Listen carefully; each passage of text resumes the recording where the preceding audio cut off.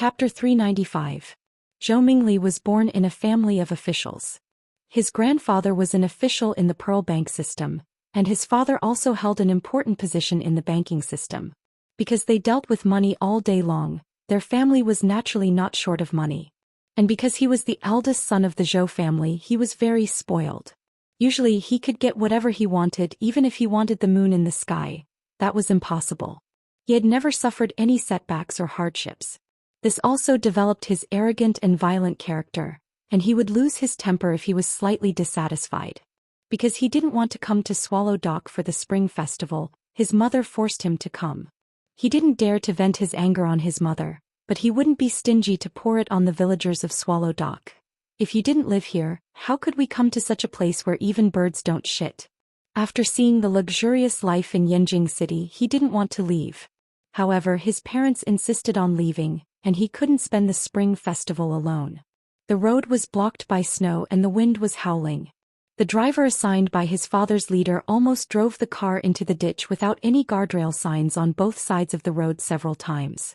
The driver gossiped a few times, which made the Zhou family feel quite disgraced. Having such poor relatives was indeed not something to be proud of. At least Zhou Fan could hide this unhappiness in his heart, but Zhou Mingli didn't care and showed it on his face. After arriving at Swallow Dock, seeing the scattered houses on the snowy plain, he felt like banging his head against the wall. This place in the middle of nowhere except for the village, was surrounded by wilderness and lonely mountains. This was the destination where they had to stay for a few days and spend their precious winter vacation time? Zhou Mingli had the urge to turn around and run. His mother told him countless times that their village was a very amazing place, and that everyone in the village had powerful martial arts. Zhou Mingli was skeptical about this sentence. How powerful could they be? Breaking a brick with one punch? Breaking 2 planks with one kick? However, this was the era of technology. So what if you had martial arts? Before you could rush in front of others, you would be killed by them with one shot. Every clown in the acrobatic troupe had unique skills, but didn't they also have to jump around in the air and rely on other people's tips for a living? Even so, this was still a reason for Zhou Mingli to have a little expectation for this village. Perhaps he could always find something new to boast to his friends when he returned. Therefore, after seeing Fang Yan, he wanted to verify his mother's words and his own thoughts. He pointed at the brick and asked Fang Yan to split it open. Didn't the villagers have a desire to show off in front of the city people? If he asked them to do what they were most proud of, they must be eager to show off, right? He did not expect that his eldest cousin Fang Yan would actually reject him. Not only did Fang Yan not give him face, but it also made him feel that the only highlight of this trip to the countryside had disappeared. There was no splitting brick at all, it was their lies. He became violent again, wishing that he could jump up and give Fang Yan a good beating. Although he didn't make a move, his tone was already impolite. The person he was facing was Fang Yan, and the person he was insulting was Swallow Dock. Fang Yan had just accepted the important task that was entrusted to him by the master, and he had become one with Swallow Dock. Therefore, the tragedy happened naturally. When Zhou Mingli got out of the car, Fang Yan drove his grandpa's classic car to the shed. He didn't hear Zhou Mingli scolding Swallow Dock as a place where birds don't even shit. However, when Zhou Mingli said that Swallow Fort was a village of lies, he did it right in front of him. How could there be liars in Swallow Dock? How could there be liars in Swallow Dock? With Fang Yan's temper, how could he tolerate such a thing? Thus he slapped him across the face. This was a slap from Fang Yan. How could Zhou Mingli bear it? His knees went soft and he fell to the ground. Because they were standing outside the door to talk, Zhou Mingli insisted on letting Fang Yan smash the brick on the door. When Fang Yan slapped him on the head, Zhou Mingli was unlucky and fell on the door sill. Half of his body was pressed on the raised doorway. If it wasn't for his thick down jacket, his ribs would have been crushed. Mingli. Fang Yijing saw his son suddenly fall on the ground and quickly ran over to help him up. Zhou Fan and Fang Yixing had already entered the courtyard. When they heard their son's scream, they quickly turned around and saw Zhou Mingli lying on the ground, unable to move. Fang Yan moved even faster. Before Fang Yijing and Zhou Fan came over, he had already pulled Zhou Mingli up from the ground. He patted the snow and dust off his body and asked, "Mingli, are you okay? Are you hurt? The road in the village is slippery." Fang Yijing and Zhou Fan finally reached their son's side. Fang Yijing held his son and asked, Mingli, how do you feel? Do you feel uncomfortable anywhere? Zhou Fan stared at the doorway in front of him and asked, You have to watch where you're going, how did you fall? Zhou Mingli felt waves of pain in his chest, but his anger made him lose his mind. He pointed at Fang Yan and shouted, He slapped my head. He slapped me on purpose. Mingli. Fang Yijing shouted. Don't talk nonsense. I'm not talking nonsense. It's all his fault. Zhou Mingli was unforgiving. His voice was as sharp as a knife as he said, I told him to split the brick but he didn't know how to do it. He slapped my head. He did it on purpose. He hit me on purpose. Zhou Fan looked at Fang Yan and asked, Fang Yan this? Fang Yan smiled bitterly and said, I did slap Mingli's head. But it was a touch, a light touch. He asked me to split the brick but I didn't agree. I felt that this child was quite mischievous so I couldn't help but pat his head. I used to pat Fang Menjing and Fang Mingxiang's heads. But this was all because of me. I apologized to Mingli. Mingli, that's enough. Fang Yijing was furious, stared at Zhou Mingli with an unfriendly gaze and said, Are you done? If you are, then go rest in your room. Didn't you already eat? You don't have to eat dinner. Zhou Fan glanced at Fang Yan and smiled. Mingli is still a child. As his big brother, please forgive him. Oh, don't worry. I'll take good care of Mingli, Fang Yan promised. Zhou Mingli felt that he had nowhere to vent his anger so he glared at Fang Yan and said, You lied to me, I won't let you off easy. Saying so he quickly walked into the room. Be careful, the road is slippery, Fang Yan reminded him. Why do you care? Zhou Mingli's tone was unfriendly. But as soon as he said so he fell to the ground again. This time there were no obstacles on his body so his body slid forward on the thin ice until he reached the bottom of the stairs. Fang Yan raised both hands and said, I really didn't touch him this time. Fang Menjing clapped and laughed saying, So stupid he can't even walk properly. Fang Mingxiang was even worse. He ran along the path where Zhou Mingli slipped and said, Look at me, I can't even slip. Second Aunt Fang Yiling quickly ran over and pulled Fang Menjing and Fang Mingxiang to the side so that Zhou Fan and his little sister wouldn't feel embarrassed. Zhou Fan originally wanted to blame the slippery road for not cleaning up the snow, but after Fang Menjing and Fang Mingxiang's antics, he couldn't bring himself to complain. Even two young children could walk and jump freely. How could his son not be able to walk properly when he's already so old? Moreover, Fang Yan even reminded him to be careful of the slippery road. But he said, I don't care. Wasn't this a typical dog biting Lu Dongbin? Who's the dog here? This time Fang Yan didn't need to do anything. Zhou Fan quickly walked over to help Zhou Mingli up and shouted with a stern face. Zhou Mingli, can you please behave yourself? This isn't a place for you to behave atrociously. Zhou Mingli felt like all the bones in his body were about to fall apart. Although he said he didn't need Fang Yan's help, he was indeed worried about the road under his feet. However, for some reason his knees softened. No, his entire body suddenly lost its strength and he fell to the ground for no reason. He was a bit scared. He felt pain in his chest just now so he was worried that he might have some side effects from the fall. Seeing that his father was angry, he didn't dare to say what he wanted to say. He shook off his father's hand and strode into the house. Fang Yijing looked at everyone apologetically and said, You guys should eat first. I'll go help him settle down. This child is in his rebellious phase and he always makes people worry. Lu Wan also stood up and said, Let's eat. The food is getting cold. Fang Hui was also pushed out. Although the old man's legs were paralyzed, he still had his power. With him present, everyone behaved warmly and harmoniously. The main guest of the dinner tonight was Zhou Fan. Fang Yixing, Fang Hao and Zhao Qingxin took turns to drink. Zhou Fan took the initiative to toast Fang Hui 3 times. Lu Wan, Fang Yixing and Zhao Qingxin. He even took a toast from Fang Yan. His mind was not very clear and when he spoke his tongue began to waver. He squinted at Fang Yan and said, I heard from your aunt that Fang Yan is a teacher in Huaqing? Fang Yan nodded and said, Yes. What's so good about being a teacher? Zhou Fan waved his hand and said, The salary is low, the work is heavy and you have to deal with a group of children every day. When you go to work you have to eat chalk dust. That's not a good thing, it can damage your lungs. It'll be too late to regret it. Listen to uncle, quit your job after the spring festival. Go to Mingzhu, uncle will arrange a job for you and you'll have a lot of free money.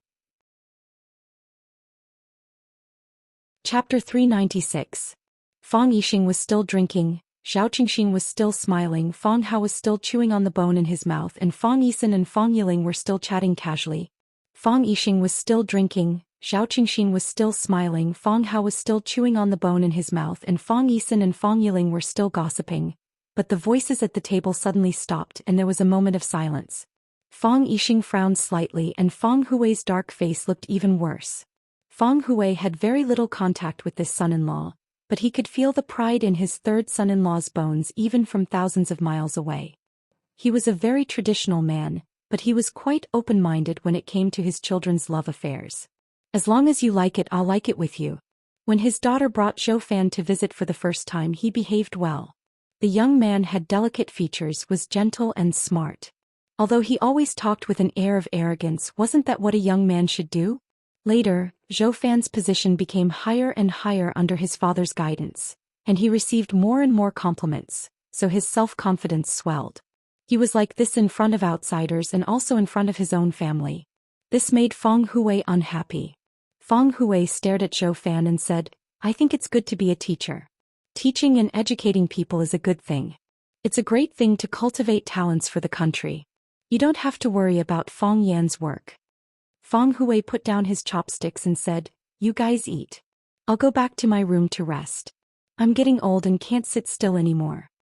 Hearing that their father was going back to his room, Fang Yisan and Fang Yiling quickly got up and pushed the old man to the backyard.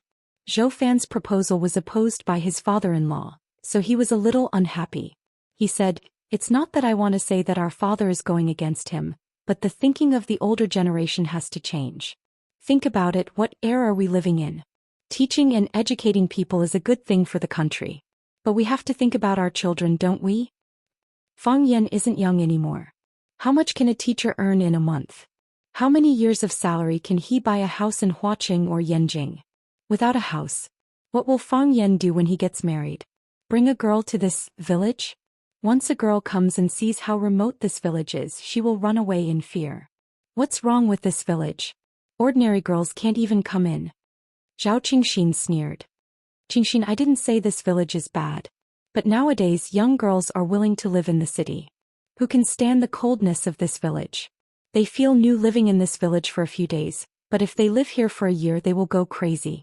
Even if Fang Yan brings her along when he goes to Huaqing to work, he still has to buy a house in Huaqing, right? How do you know that Fang Yan cannot afford to buy a house? Can't a teacher afford a house? Fang Hao retorted. Fang Yan was worried that the three of them would quarrel at the table, so he quickly stepped forward to smooth things over. He raised his cup with a smile and said, Little uncle's words are very reasonable and you are also thinking of me. Come, let me toast to you three uncles. Yan Yang and said, Fan, Yan Fang Fan I Fang Yan Fang, I Yan Fan I Yan Fang. If you were someone else I wouldn't have to say this. Think about what I said. Our bank will invest over 100 million yuan in Mingzhu to set up a financial service company. If you are interested, I will arrange for you to work in this service company. You will have a better future and income than being a teacher. After a few years I can get you a house in Mingzhu. Thank you, uncle. I will think about it carefully. Fang Yan nodded with a smile. Zhou Fan was satisfied. He looked at Fang Hao and Zhao Qingshin and said, You can't always stay in this village. This village? How good can it be? Yijing also told me that this village used to have a lot of great people. But how many years has it been? Hundreds of years. We can't always hold on to the glory of our ancestors. We have to look forward, right? Zhao Qingshin trembled with anger and deliberately said, We want to go out, but we have to arrange a way for you. Zhou Fan felt the hostility in Zhao Qingshin's words, so he didn't really want to help him. He said, If there is a suitable opportunity, I will arrange it for you. The meal ended on a bad note. Zhou Fan went back to the room he and Fang Yijing lived in. He lay on the bed and said, I think your family is hostile to me. Why is it hostile to you? Fang Yijing was packing her luggage and asked casually. Every time a fortune teller comes he will fall. I can see that the boy really suffered a loss in the hands of Fang Yan. Otherwise he wouldn't be so emotional. And your father, when I said I would arrange a job for Fang Yan, he looked at me as if he wanted to eat me. I mean, well, don't I? If it were someone else I wouldn't have to worry about it. Fang Yijing stopped what she was doing and sat on the bed. She said to her husband gently, Zhou Fan's Swallow Dock is a very special place. The people here are naturally more arrogant than others. Zhou Fan sneered and said, poor village people, a group of country bumpkins who have never seen the world. What is there to be proud of? Fang Yujing sighed softly. She wanted to talk to her husband about this countless times, but she was always rebuffed by this kind of sarcasm. Yes, Swallow Dock had been silent for 100 years, but the glory and spirit of their ancestors still existed. Moreover, the villagers here had been silently protecting this country and its people with their loyalty and lives. They had bled for this country, they had lost their lives for this country. They had the right to be proud and arrogant. No matter who it was, they should be more tolerant to such a group. They should allow their pride, accept their arrogance, and let them feel that they were being respected. However, her husband only believed what he saw with his eyes. The village he saw was so remote, the houses so old, the village roads so broken, and the young people hiding in the village doing nothing. Even his son Zhou Mingli looked down on Swallow Dock. He felt that the village his mother was born in was too poor. She had always wanted to bring her husband and son here, so that they could beat with the pulse of Swallow Dock. Now it seemed that this wish was really hard to achieve. Zhou Fan, you should let go of your prejudices, look with clear eyes and think with a rational mind. Swallow Dock is really a place that people should be proud of. Before Fang Yujing finished her words, her husband's snoring could be heard. At 6 o'clock in the morning, Fang Yan had already washed up and went to the yard to practice. After returning home, he could not neglect his martial arts. Grandpa did not care about anything else, but he was very strict with this area. Fang Yan had just finished a round of plum blossom steps when Fang Yingying and Fang Haohan also came over in casual clothes. The three greeted each other with their eyes and then began to practice. After a while, Fang Menjing and Fang Mingxiang also came out. Every new year, eldest aunt and second aunt's family would live in the old house. So Fang Menjing and Fang Mingxiang had to practice with Fang Yan. Fang Hao and Zhao Qingxin also had to practice, but they would practice in the Fang family's martial arts hall, not with the younger generation. Zhou Mingli had also woken up. He wore a thick down jacket and held an iPad in his hand. When he saw Fang Yan leading a group of people to practice, he pouted and began to play games on the iPad. The sound of the game was very loud and it brought a lot of noise to the people who were practicing. Can you turn off the sound? Fang Mingxiang had the least concentration, and when he heard the sound of fighting in the game, his attention was drawn away. I'm playing my own game, what does it have to do with you? Zhou Mingli naturally would not listen to a child. Do you believe that I will hit you? Fang Mingxiang said angrily. To Fang Mingxiang, Zhou Mingli, who could not even walk steadily, was no match for him. Fang Mingxiang, Fang Yan said to Fang Mingxiang as he practiced, keep your voice low and focus your mind. These noises are your obstacles. Only by overcoming these obstacles can you become a master like your father. Fang Mingxiang admired Fang Yan very much. After hearing Fang Yan's words, he said, I don't want to become a master like my father, I want to become a master like big brother Fang Yan, okay? Fang Yan smiled and nodded. Felt good to have a hardcore fan at home. Then practice hard. Don't be disturbed by the noise outside. Okay. I will. Fang Mingxiang closed his eyes and focused on practicing his stance. As expected, he was no longer disturbed by external forces. Zhou Mingli sneered and said, you can only fool children. Zhou Fan had drunk too much last night, so he got up late today. After washing up, he did not want to stay with the Fang family, so he got up and took a walk in the village. When he walked to the entrance of the village, he saw a row of cars driving toward the village.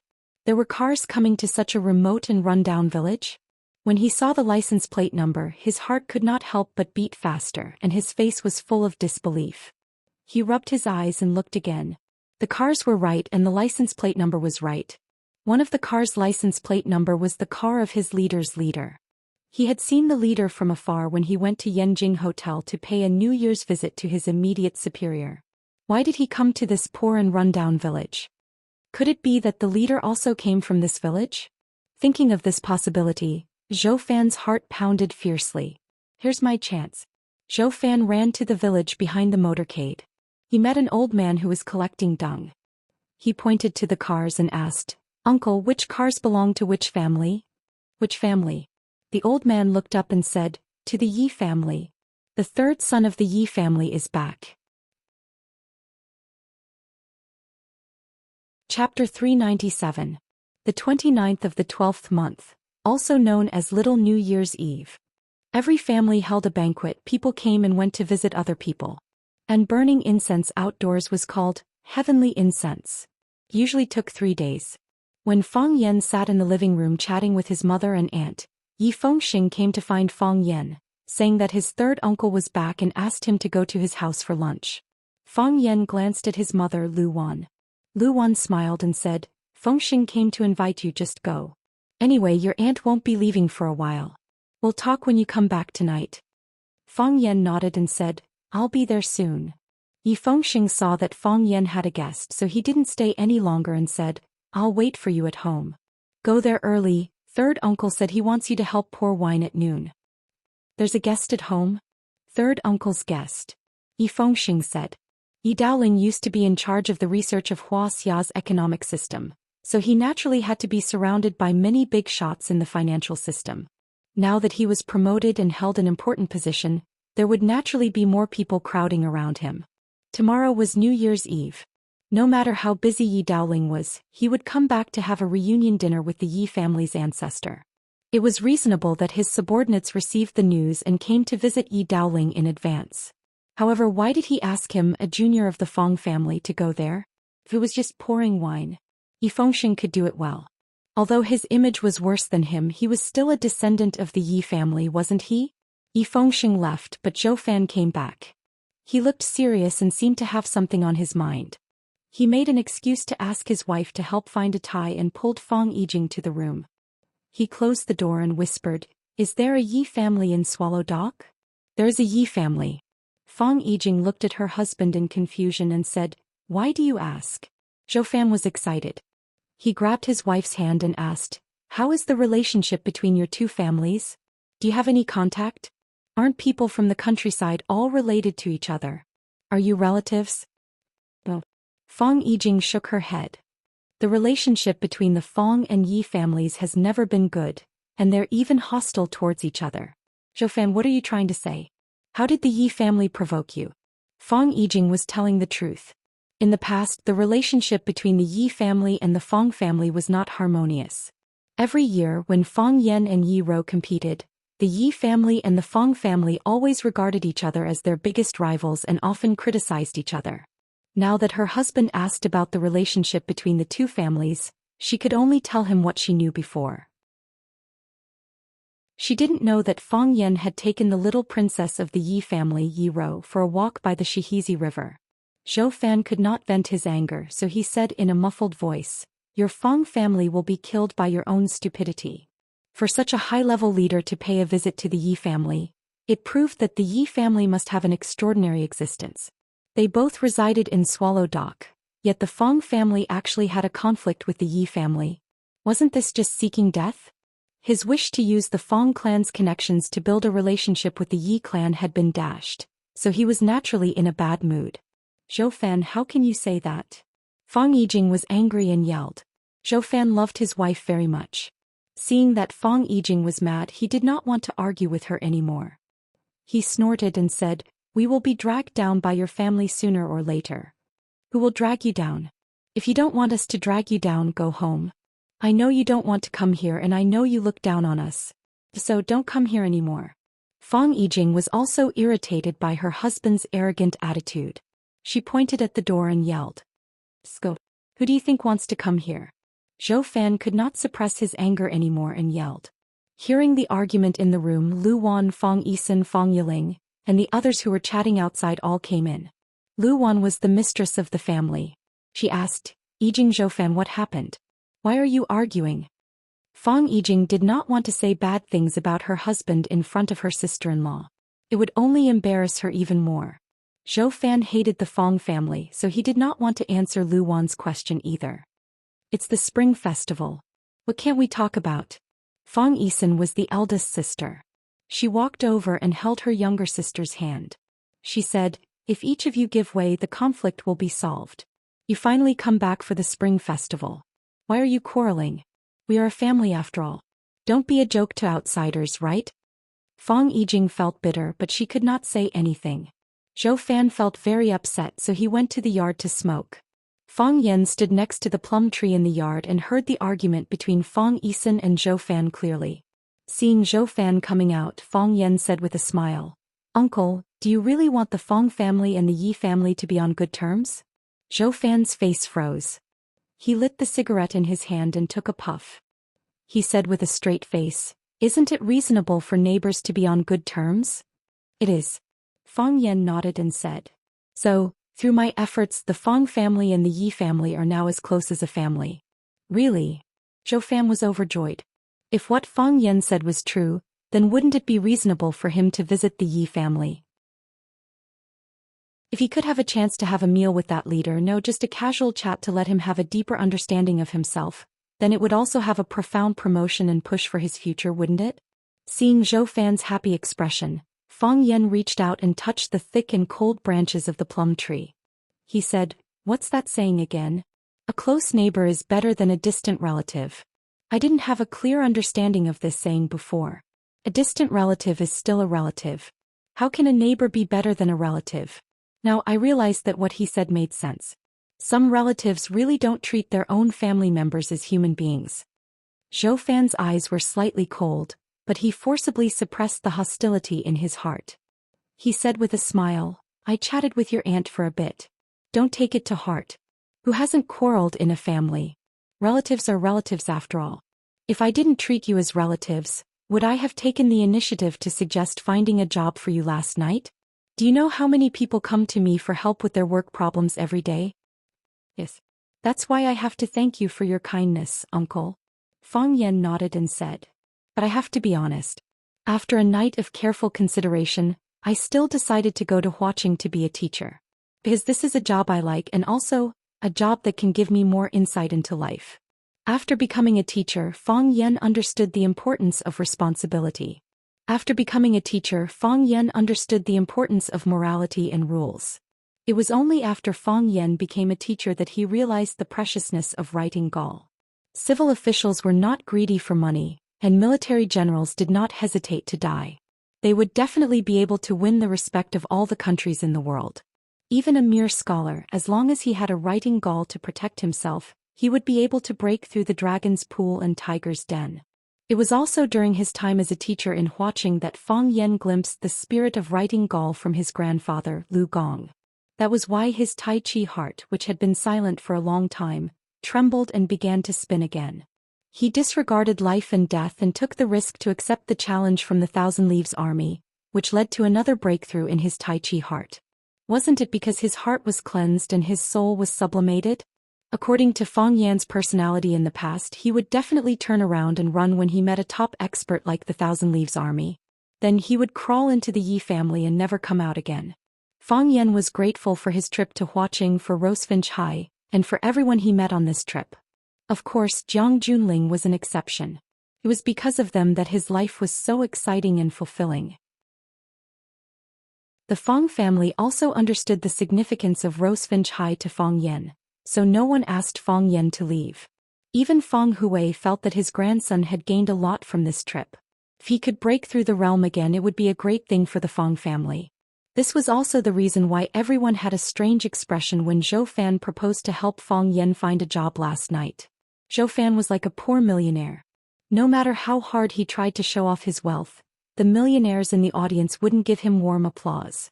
For the men of Swallow Dock, improving their martial arts was the most important thing. "Since this is your choice, I will express my understanding and respect," Zhou Fan said with a smile. He didn't care where Fang Yan was going to work or if he had a job. "You said that the Fang family and the Yi family are as close as a family? But just now your aunt said the two families didn't get along very well?" "Yi Daoling, does uncle know this person?" Fang Yan asked with a smile. Zhou Fan's pupils shrank and his breathing became rapid. Yi Daoling, if he was still unfamiliar with him before, then with his latest transfer order being released through various media, it had attracted the attention of the entire country. It was an extremely rare opportunity to get in touch with a leader like Yi Daoling. He tried hard to control his excitement and said, "Yi Daoling is also from Swallow Dock?"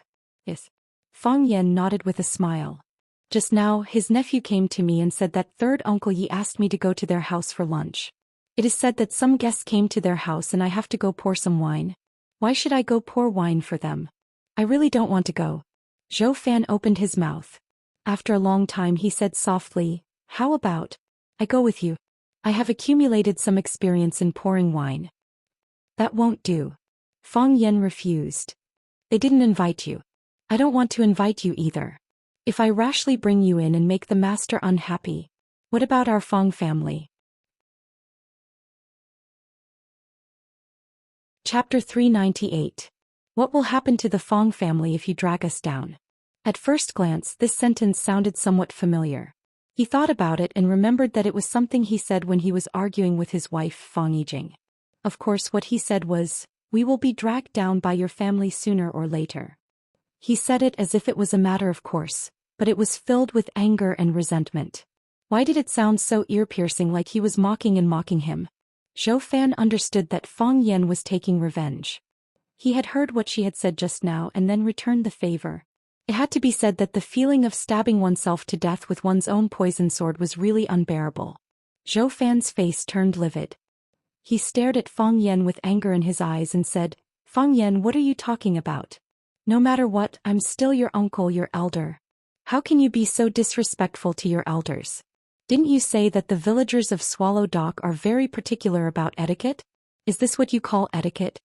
Fang Yan laughed and said, Uncle, are you angry? Zhou Fan felt like he was stabbed in the chest again. No, it was one slash after another. There was no pause at all. Although it was a simple question, why did it sound so infuriating?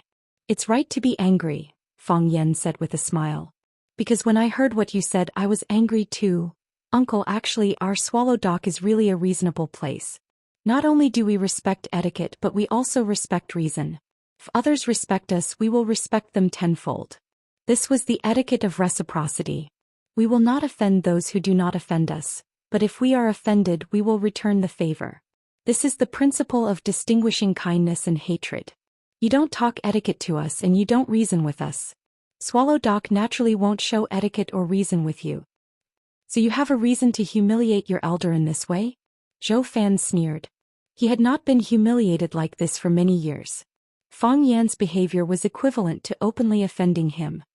How is it humiliating? This is the principle that if someone offends me, I will return the favor. This is the first iron rule of our Swallow Dock that has existed for 1,000 years. I know, I always thought that you looked down on the Fang clan. Your Zhou family is considered the #1 figure in Mingzhu's banking system. What does our Fang family have? A cripple, a drunkard, a bookworm, a woman and a child. Far away in a deserted village, living in an old house. What's so special about you? So, year after year, you didn't want to step into the Fang family's door.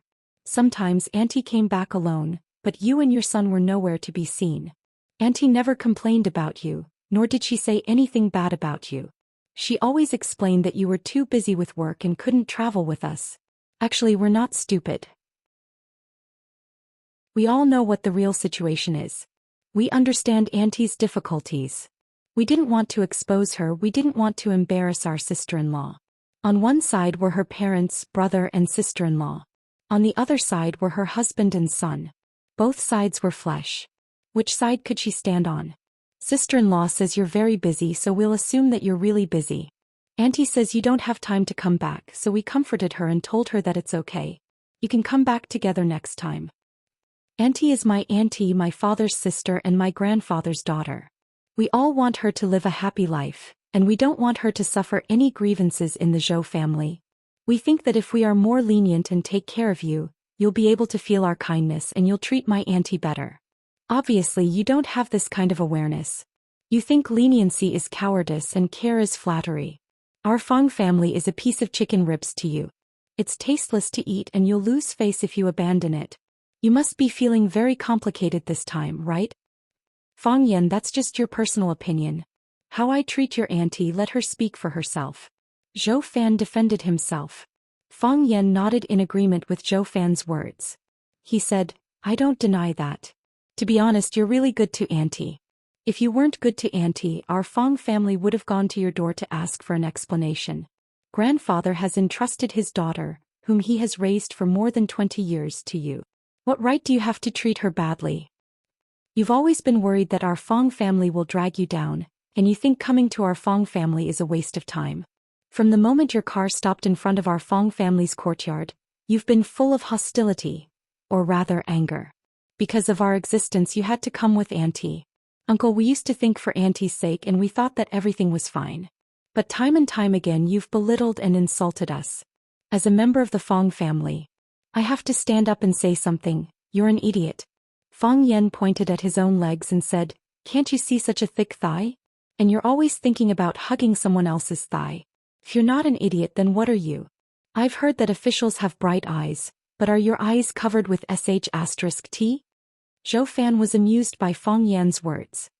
He pointed at Fong Yan and said, Fong Yan, I don't understand. What are you so proud of? Just because your Fong family has a good relationship with the Yi family, just because the Yi family asked you to help pour wine. Do you think that's what you're relying on? Is this what you're proud of? If that's all, then it's too embarrassing, isn't it? Fong Yan lowered his voice and said mysteriously, I'm very rich, I'm not lying to you. Fong Yan waved his hand at Zhou Xian and said, I'll call you uncle and you can't let me down. Goodbye, uncle. Fong Yan waved his hand and left with the wind and snow. Zhou Xian stood where he was, his face as pale as the snow on his feet. He stamped his feet heavily and said with a sneer, I'd like to see how long you can be arrogant. When Fong Yan arrived at the Yi family's house, Yi Fengxing was playing ice hockey with his cousins at the gate of the yard. The leader's drivers were arranged in the side hall of the yard. They were drinking tea and eating melon seeds, watching the children play with kind smiles on their faces. Seeing Fong Yan coming over, Yi Fengxing threw the ice hockey in his hand to his cousin. He greeted Fong Yan and said, lunch is about to start. Third uncle said that you can go in directly when you arrive. Fong Yan looked at Yi Fengxing and asked, why didn't third uncle let you go in to pour wine? Yi Fengxing curled his lips and said, third uncle may think that I'm too fat and it's not nice to occupy 2 seats. Fong Yan naturally knew that it couldn't be the reason. He patted Yi Fengxing's shoulder and comforted him, maybe it's the sequelae of the Maple Leaf Club. He probably wants to add fuel to the fire. Yi Fengxing put his arm around Fong Yan's shoulder and said, I don't need you to explain to me. Isn't it the same for either of us to go in? I don't want to go in yet. If I go in, I want to secretly eat fat. A small bite isn't satisfying and a big bite isn't pleasing. It's better to hide in the kitchen and eat to my heart's content. Fong Yan patted his brother's shoulder and walked towards the Yi family's living room. The Yi family had 2 living rooms. One was used to entertain guests. It was spacious, luxurious, and extraordinary. The other was used by the family for gatherings. Although it was smaller and simpler, it was more warm and cozy. Except for guests, the Yi family rarely used the living room outside. Fong Yan had been to the Yi family countless times and was familiar with the Yi family's buildings. Through the hall was the small courtyard and across the lawn was the side hall. To the left was the cement path of the main living room, and to the right was the stone path of the Yi family's inner residence. Fong Yan walked up the cement path and stood at the door of the living room and looked in. Yi Daoling was sitting on the main seat, accompanied by an old man. There were also a few middle-aged men about Yi Daoling's age sitting on the left and right sides. They didn't use the 2 rows of yellow rosewood chairs on both sides of the living room. Although it looked formal and dignified, it was easy to pull people apart. They sat on the sofa made of the same rosewood. Although it was a bit crowded, it made their relationship look more intimate and harmonious. As a brilliant politician, it was impossible for Yi Daoling not to understand these details. Seeing Fong Yan appear at the door of the living room, Yi Daoling waved to Fong Yan and said, come over, we're waiting for you. Fong Yan walked in front of Yi Daoling and took the initiative to fill the cups in front of everyone. He said with a smile, hello leaders, I'm here to serve you. Yi Daoling pointed at Fong Yan and said to his colleagues, this is the Fong Yan I mentioned to you just now. Although this kid's surname is Fong, I've always treated him as a nephew. Very slippery. If it wasn't for his act at the Maple Leaf Club, I wouldn't have gotten this benefit. Everyone sized up Fong Yan while flattering Yi Daoling. The white-haired old man said in a deep voice, I also heard those rumors that Daoling got lucky. What a joke. This is an appointment from the country, how can it be taken lightly? This kind of person can only gossip behind his back. If he dares to say it to his face, I'll have to talk to him. Minister Yi is everyone's hope. We're sincerely convinced that you're in this position. I also want to get lucky and move my butt forward. But I've been looking forward to it for so many years, but I've never waited for such an opportunity. Yi Daoling smiled calmly and looked at Fang Yan and said, everyone here is your elder. You have to toast them a few more times in a while. Coming to Swallow Dock as a guest, it's fine if we don't treat them well in other aspects, but we can't not drink good wine. It's the annual vacation now, don't worry about them making mistakes. Fang Yan nodded in agreement and said, I'll listen to third uncle. Only then did Fang Yan understand that Yi Daoling pulled him over to support him and introduce some connections. Perhaps he was also worried that his family would vent their hatred on Fang Yan. Chapter 399. Fang Yan forced Mr. Gong to push Yi Daoling behind his back. Whether it was intentional or not, it allowed him to occupy that important position. It wasn't an exaggeration to say that Fang Yan owed Yi Daoling a favor. When Yi Daoling was entertaining his subordinates at home, he let Fang Yan, this junior, pour wine at the table.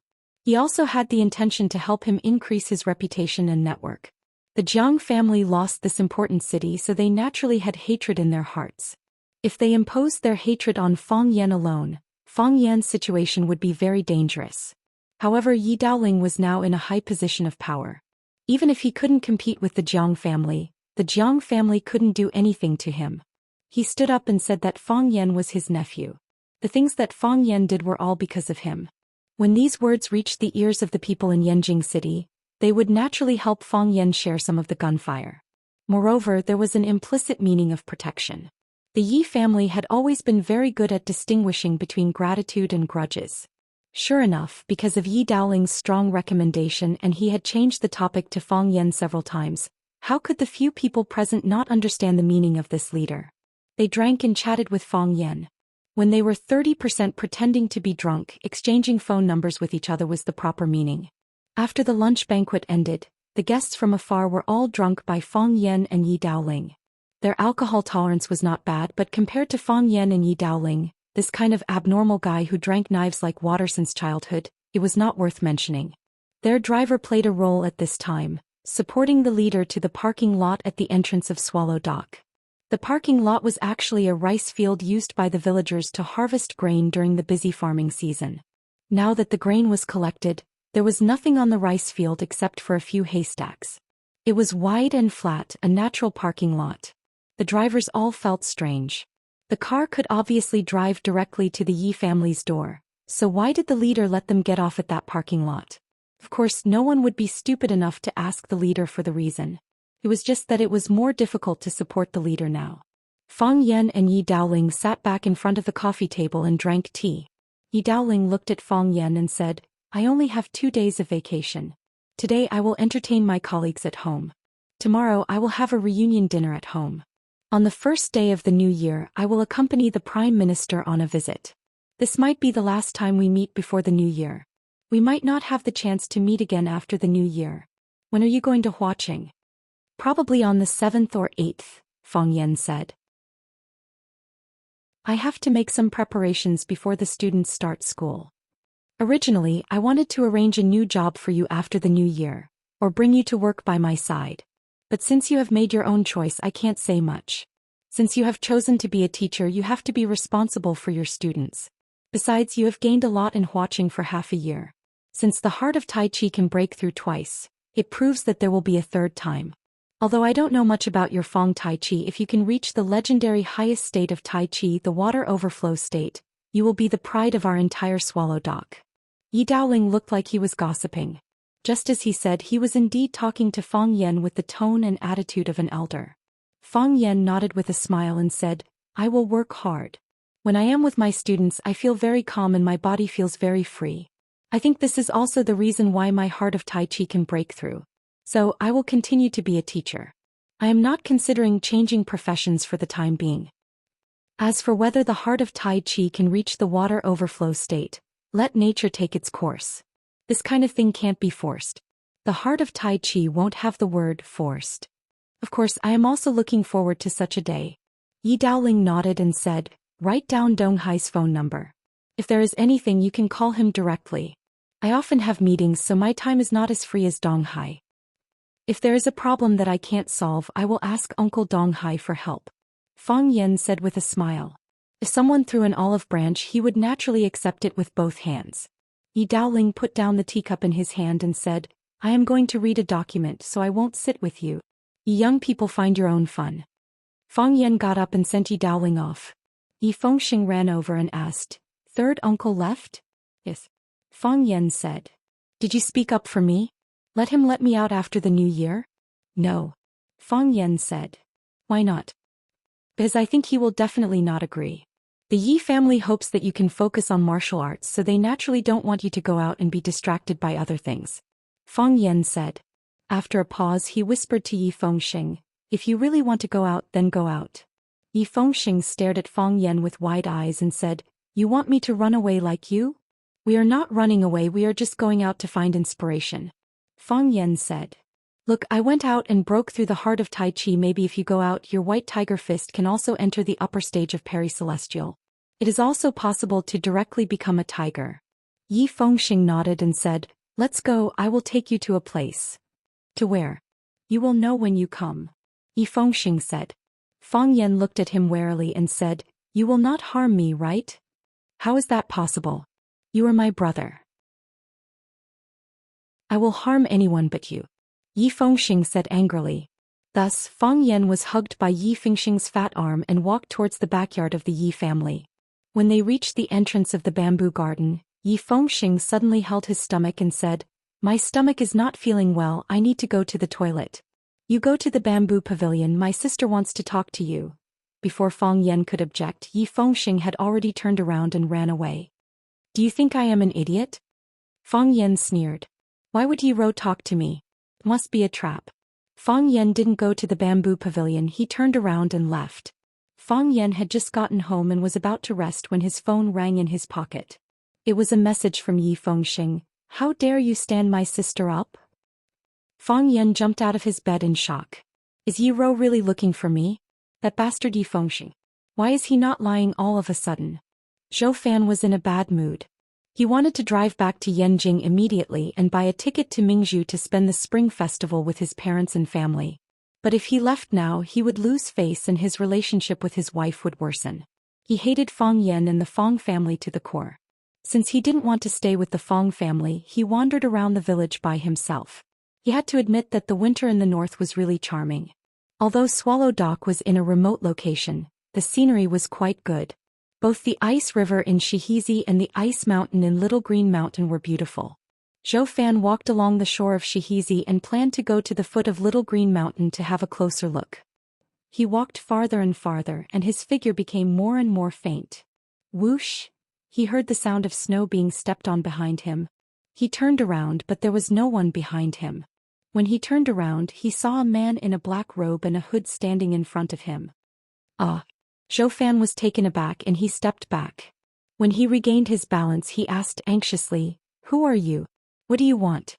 Are you Fang Yan? Fang Yan, I'm warning you, don't play this kind of trick with me. He had received a high level of education, so he naturally didn't believe in ghosts. But this man appeared out of nowhere and was dressed in such a 2D style. This made him wonder if Fang Yan was deliberately trying to scare him. After all, in his impression, Fang Yan could do anything. Whoosh! The man took a step forward. With just one step, he was already in front of Zhou Fan. Then he stretched out his hand and grabbed Zhou Fan's neck. During this process, Zhou Fan didn't have any intention of dodging or resisting. Perhaps it was too late. The black-robed man exerted a bit of force and lifted Zhou Fan's body into the air. Zhou Fan's feet were off the ground and he couldn't breathe properly. His face quickly turned purple. His throat was moaning and he wanted to say something but no words came out. The black-robed man raised a white transparent bottle in front of Zhou Fan and said with an extremely hoarse and strange voice, When we have reunion dinner, pour this into the Fang family's soup pot. I believe you can do it. Zhou Fan's eyes widened. It was unknown whether it was because he was surprised to receive such a strange task or because his body was suffering from lack of oxygen. Of course you can also resist or run away. It doesn't matter. As the black-robed man spoke, the hand that was strangling Zhou Fan's throat twisted slightly and Zhou Fan's mouth opened wide. The black-robed man flicked his finger and a black pill was shot into Zhou Fan's mouth. Zhou Fan only smelled a fishy smell, and then the pill dissolved in his mouth, flowed into his throat and stomach and could no longer be found. You can only get the antidote after completing the task, the black-robed man said in a muffled voice. Either they die or you die. Plop. Zhou Fan's body fell to the ground. He covered his neck and gasped for fresh air. If he had been strangled for 1 or 2 more seconds, he felt that he would have died. When he finally recovered, he raised his head to look for the black-robed man but found that he had already disappeared. The river bank and the mountain ridge were gone as if they had never been there. More strangely, he found that the black-robed man didn't even leave footprints.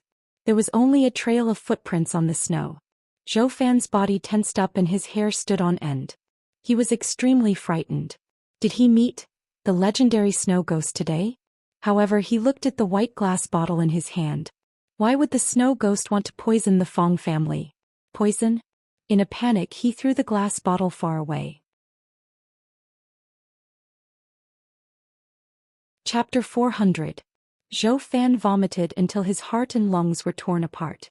Again and again he stuck his fingers into his mouth and dug, then lay on the ground and vomited. He vomited his lunch, his bile and even his internal organs, but he was still not sure whether he had succeeded or not. He was very sure that the black-robed man put poison in his mouth. If he could not complete the task, he might die from the poison because there was no antidote. However, if he completed the task, then would anyone from the Fong family be alive? He did not want to die, nor did he want the Fong family to die. Yes, he hated the Fong family and he hated Fong Yan, but it was not to the point where he could not live or die. He wanted to spit out the pill and he wanted to pretend that nothing had happened. However, no matter how hard he tried, he knew better than anyone else that he was actually doing useless things. He lay down in the snow, powerlessly, letting the cold wind blow on his cheeks, letting the scattered snow cover his body. He opened his eyes and looked at the vast sky. At this moment, the sky was just like his current mood. He was a little regretful. Why did he come here to see the little green mountain? Wasn't it enough to see it from afar? He began to hate again. He hated Fong Yan, hated the Fong family. If it were not for Fong Yan, if it were not for the Fong family, how could he have encountered such a thing? How could he be forced to take poison? Even his own wife was the same. That hateful woman. Why did she force him and his father to come to this damned place to celebrate the spring festival? He still hoped that this was not true, that the black-robed man was Fong Yan or his friends in disguise, and they were just punishing him for belittling them. This was actually a realistic farce. He lay in the snow for a long time until the phone in his pocket rang. Only then did he come back to his senses. He got up from the snow, took out his phone, glanced at the caller ID, then hung up and turned off the phone. He did not want to talk now. Either they die or you die, the black-robed man threatened him with a hoarse voice. This was really a dilemma. He did not want to die, he could not die, he must live. However, was this the reason for wanting the Fong family to die? He searched around and finally found the transparent glass bottle in the snow. As long as he poured the drop of liquid in the bottle into the soup, he would complete the task and receive the reward of survival. He put the glass bottle into the hidden pocket of his windbreaker, patted off the snow on his body, and walked home as if nothing had happened. When Zhou Fan returned to the Fong family, Fong Yijing was already waiting for him at the entrance of the courtyard. Fong Yijing looked at Zhou Fan and said, "Zhou Fan, let's talk." After saying that, he turned and walked towards the room. Zhou Fan followed behind Fong Yijing. After they entered the room, Fong Yijing closed the door. Fong Yijing looked at her expressionless husband and sighed softly. "Zhou Fan, I know you don't want to come here. I know you don't like my family. Even numerology says that you're not happy here. Tomorrow was Chinese New Year's Eve. It was not appropriate to go back at this time. After the reunion dinner tomorrow night, you can go back first with numerology. I rarely go home, so I'll be staying at home for a while. My dad's health isn't good and I haven't been by his side for many years. This time I have to stay by his side no matter what to do as a filial son." Zhou Fan held his wife's hand and said, "Why wouldn't I want to come? I won't come if I don't want to. It's not that I don't like you, it's just that there's some misunderstanding. I'll stay and have reunion dinner with you. If there's nothing else after Chinese New Year, I'll stay with you for a few days. Your family is my family." "Zhou Fan?" Fong Yijing looked at her husband in shock. How did he change so much in such a short time? He didn't answer her call and even turned off his phone. Wasn't it because he was unhappy with her and her family? Zhou Fan grinned and said, I figured out a lot of things just now. I do have a problem with my body. I'll talk to them. Zhou Fan, thank you. Fang Yijing held her husband's hand tightly and said gratefully. They ate dumplings on Chinese New Year's Eve. According to the old rules of Swallow Fort, although dumplings weren't the main dish for reunion dinner, it was an essential reunion dinner. Fish, meat, seafood and wild vegetables were the main dishes. After eating and drinking they would eat a few steaming dumplings. Oil would be left at the corners of their mouths, and their lips would smell fragrant. That beautiful feeling of happiness could last from the old year to the new year. On the afternoon of Chinese New Year's Eve, Fang Yen didn't go out. He stayed at home with his mother and 3 aunts to make dumplings. His mother, Lu Wan, took out 2 pieces of white jade from her purse. After washing them with clean water, she solemnly put them into the dumpling bag and said, These are auspicious dumplings. Whoever eats them will be the luckiest person. Fang Menjing's face was full of joy. She said crisply, I'll definitely eat them. Eldest aunt Fang Yisan took a look at the white jade and joked, You're really generous. Zhou Mingli was sitting on the sofa playing games. When he saw his aunt put the white jade into the dumpling bag, he said in disgust, Disgusting. I hope I didn't eat them. Fang Yen raised his eyebrows and was about to get angry. Lu Wan gave him a look to tell him not to cause trouble. Fang Yen didn't want to make his mother angry on Chinese New Year's Eve. He washed the flour on his hands and said to Zhou Mingli, Mingli, didn't you want to see me split the brick with one hand? Go. I'll show you. Zhou Mingli looked at Fang Yen in confusion and said, You're not lying, are you? How can I lie about this? Fang Yen asked with a smile. Are you worried that the brick is fake or that the hand is fake? Zhou Mingli thought for a while and exited the game. He said, I'd like to see if you're bluffing. Fang Yijing looked at Zhou Mingli, who followed Fang Yen out. She said worriedly, Will Mingli be okay? Lu Wan looked at her and said, Don't worry. Fang Yen knows what he's doing. Fang Yisan looked at his sister and said, Yijing, you should also persuade them to come back happily and have a happy New Year's Eve. Isn't that great? Fang Yijing smiled softly and said, We talked yesterday.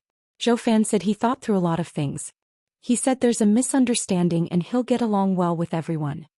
Fang Yisan nodded and said, That's more like it. He's also the son-in-law of the Fang family. Otherwise, how could he have the chance to come to Swallow Dock to eat and drink? Fang Yijing smiled and didn't answer. People in Swallow Dock were born proud, but people outside thought that Swallow Dock had nothing to be proud of. The contradiction was too big. No matter how hard she tried, she couldn't solve it. Some things couldn't be said too directly. If she told her husband that Swallow Dock was actually Hua Xia's guardian, Zhou Fan would definitely suspect that she had some mental illness. In the era of technology, who would believe that a group of people like that existed? Fang Yen took Zhou Mingli to the bank of Shihizi and picked up an intact blue brick in the corner of the backyard of the Li family. He handed the brick that still had ice on it to Zhou Mingli and said, You lift this brick, I'll break it. How do I lift it? Zhou Mingli didn't care about getting his hands dirty. He grabbed the blue brick and asked. Raise both hands, Fang Yen said. Hold one corner with each hand. Zhou Mingli lifted the blue brick above his head according to Fang Yan's instructions and asked, Like this? Like this, Fang Yen said. Lift it up. Fang Yen told him and started pretending to control his qi. His mouth was tightly shut, and his cheeks were puffed up like a frog that was filled with air. Open. Fang Yen slapped at the blue brick. Zhou Mingli's body took a few steps back, but the blue brick was intact. There wasn't even a crack, let alone being split in half. Zhou Mingli straightened his body and looked at Fang Yen with disdain. He said, Can you do it or not? If you can't, I'll go back. Who wants to see you show off here? Try again, Fang Yen said embarrassedly. The angle just now was wrong. You lift the blue brick and I'll split it again. I can do it this time. Zhou Mingli thought about it and felt that it didn't matter since it was already here, so he lifted the blue brick again. Fang Yen suddenly exerted force and slashed at the center of the blue brick like lightning. Crack. Zhou Mingli only felt his arms shake and the blue brick in his hand was split into 2. He looked at Fang Yen in disbelief and asked, Is it really possible? There's something more exciting. Do you want to see it? Fang Yen said with a smile, his voice full of temptation. What else? Fang Yan pointed at a crooked tree next to him and said, you climb up this tree and throw the brick down. When the brick falls, I'll cut it in half. When the brick hits the ground, you'll find that the brick will split into two. Impossible? Zhou Mingli's curiosity was piqued. Do you think this is a movie? Try it if you don't believe me. Zhou Mingli looked at the crooked tree and said, this tree is icy and slippery. I'm afraid I can't climb it. Then forget it, Fang Yan said. When you come next spring, I'll show it to you. Zhou Mingli hesitated again and again, but he still didn't want to give up. He said to Fang Yan, I'll try climbing. Help me. Sure. Fang Yan reluctantly agreed. With Fang Yan's help, Zhou Mingli finally climbed up the crooked tree with great effort. Zhou Mingli hugged the tree trunk and shouted to Fang Yan, pass me the brick. Brick? What brick? Fang Yan looked at Zhou Mingli with a confused expression. Didn't you say I'll climb up and throw the brick, and you'll split it? Zhou Mingli had a bad feeling. That's what happened, Fang Yan said. But I just thought about it. I think I'm not strong enough yet. I'll go back and practice. When I'm done, I'll come back and split the brick for you. Don't worry. By next spring, I'll definitely be able to split the brick in the air. After Fang Yan said that, he turned around and walked towards the village. Hey Fang Yan, Zhou Mingli was scared.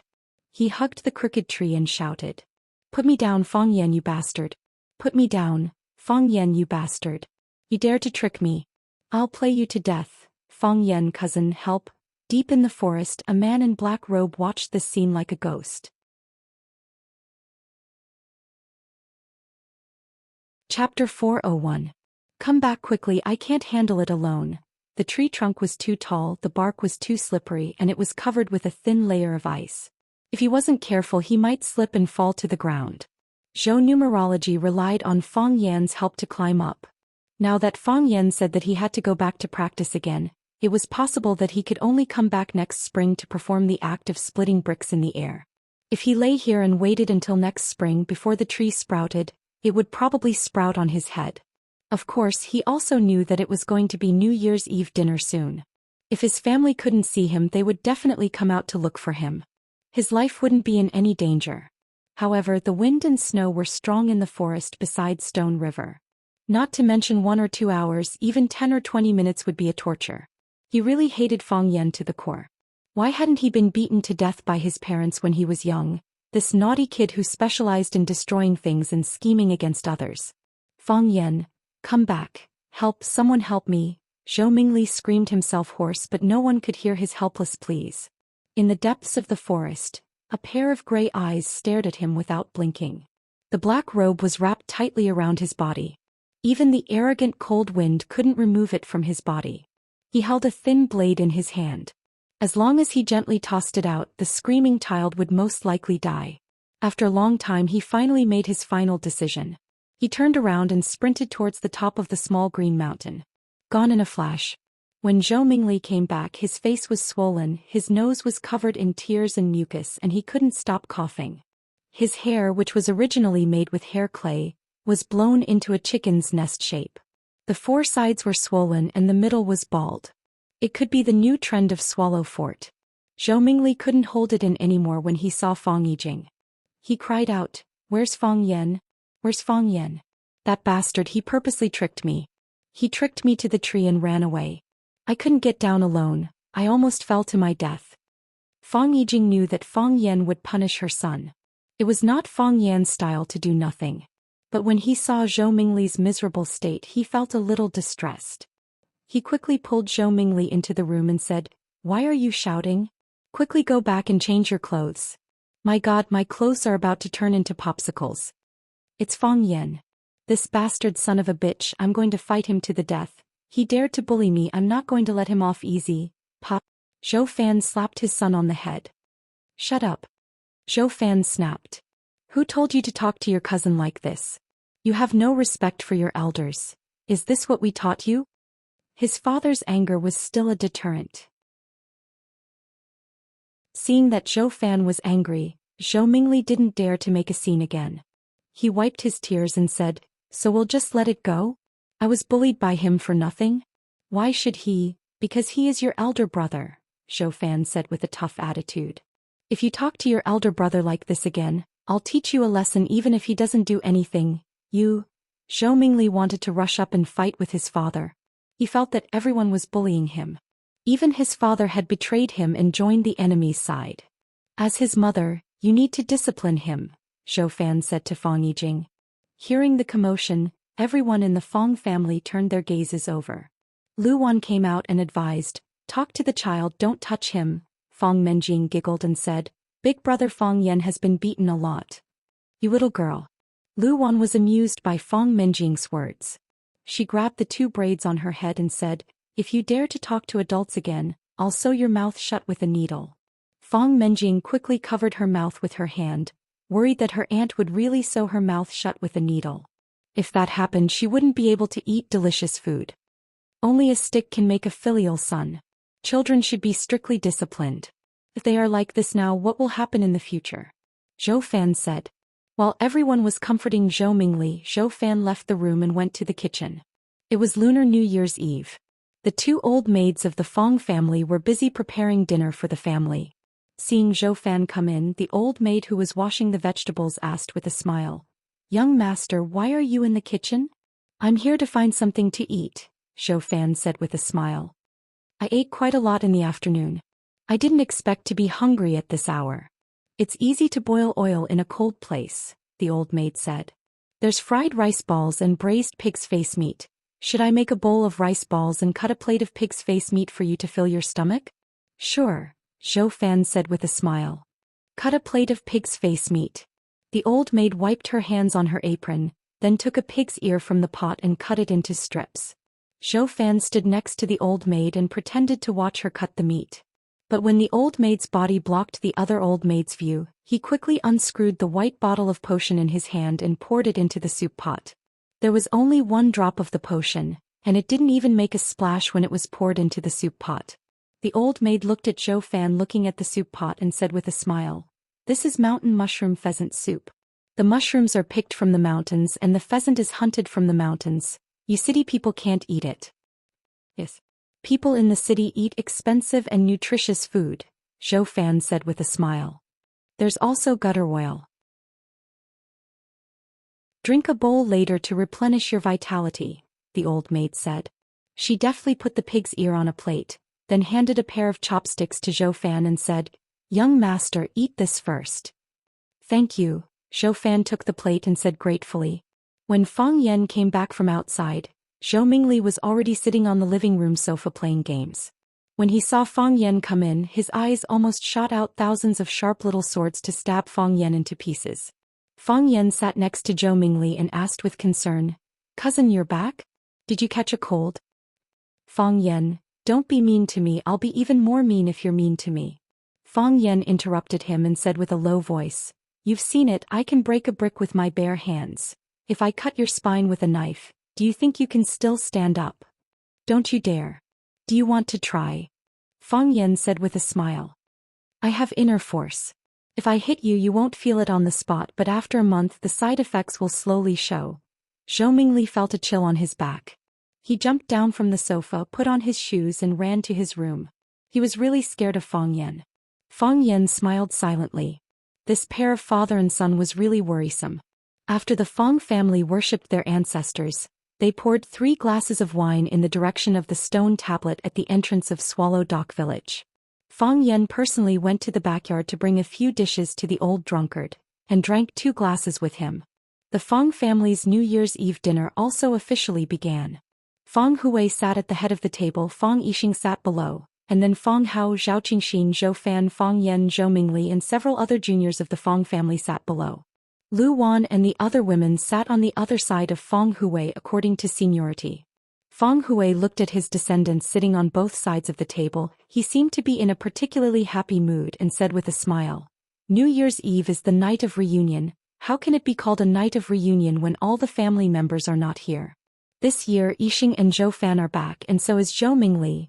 This year's reunion dinner is even more reunion than in previous years. But this is not enough. Everyone looked at Fang Hui with confusion. Obviously all the family members were here. Why did the old man say it was not enough? Could it be that someone who was supposed to be here didn't come back? Fang Hui looked at Fang Yan with bright eyes and jokingly said, If Fang Yan can bring back that girl from the Yi family, then our dinner will be truly perfect. Everyone laughed. Fang Yan smiled bitterly and said, Grandpa, please don't make fun of us. Who said I'm joking with you? Next year we must win that girl from the Yi family, and bring her back to our Fang family for a reunion dinner during Chinese New Year. This is a mission we must make sure it is completed. Fang Hui said with a serious expression. Fang Yan didn't want to spoil his grandpa's mood, so he half-heartedly said, I'll try my best, but you also know this kind of thing requires fate. Fate my ass. Back then I fell in love with your grandmother and so did many other people. They wrote love poems and gave her gifts, so I directly went up to her and told her to come with me. Then she left with me. Fang Hui said with a proud expression. Fang Yan's face was full of shock, saying, It's that simple? He didn't quite believe it. He always felt that picking up girls was something that required a lot of experience. How could it be so easy to succeed? It's that simple. Fang Hui solemnly nodded. Of course, that's only if I beat all of her suitors away in front of her. Everyone laughed again. Even Zhou Mingli, who always kept a straight face and didn't want to talk to anyone, couldn't help but laugh. It seems like Fang Hui's story was very much to the taste of these young people. After Fang Hui finished his speech, everyone's eyes turned to Fang Yixing.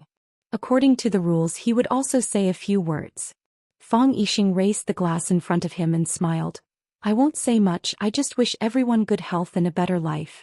Come, let's have a toast. Cheers. Everyone's glasses clanked together, making a clear sound. Then everyone raised their necks and drank all the liquor in their glasses. Even Fang Mingxiang learned from the adults and drank all the yogurt in his glass in one gulp. The first thing to eat was the soup. The old maid brought up the bowls of soup. Everyone had a bowl in front of them. Fang Hui took the bowl, blew on it, and was about to drink the soup with a spoon, when Zhou Fan suddenly called out, Wait a minute.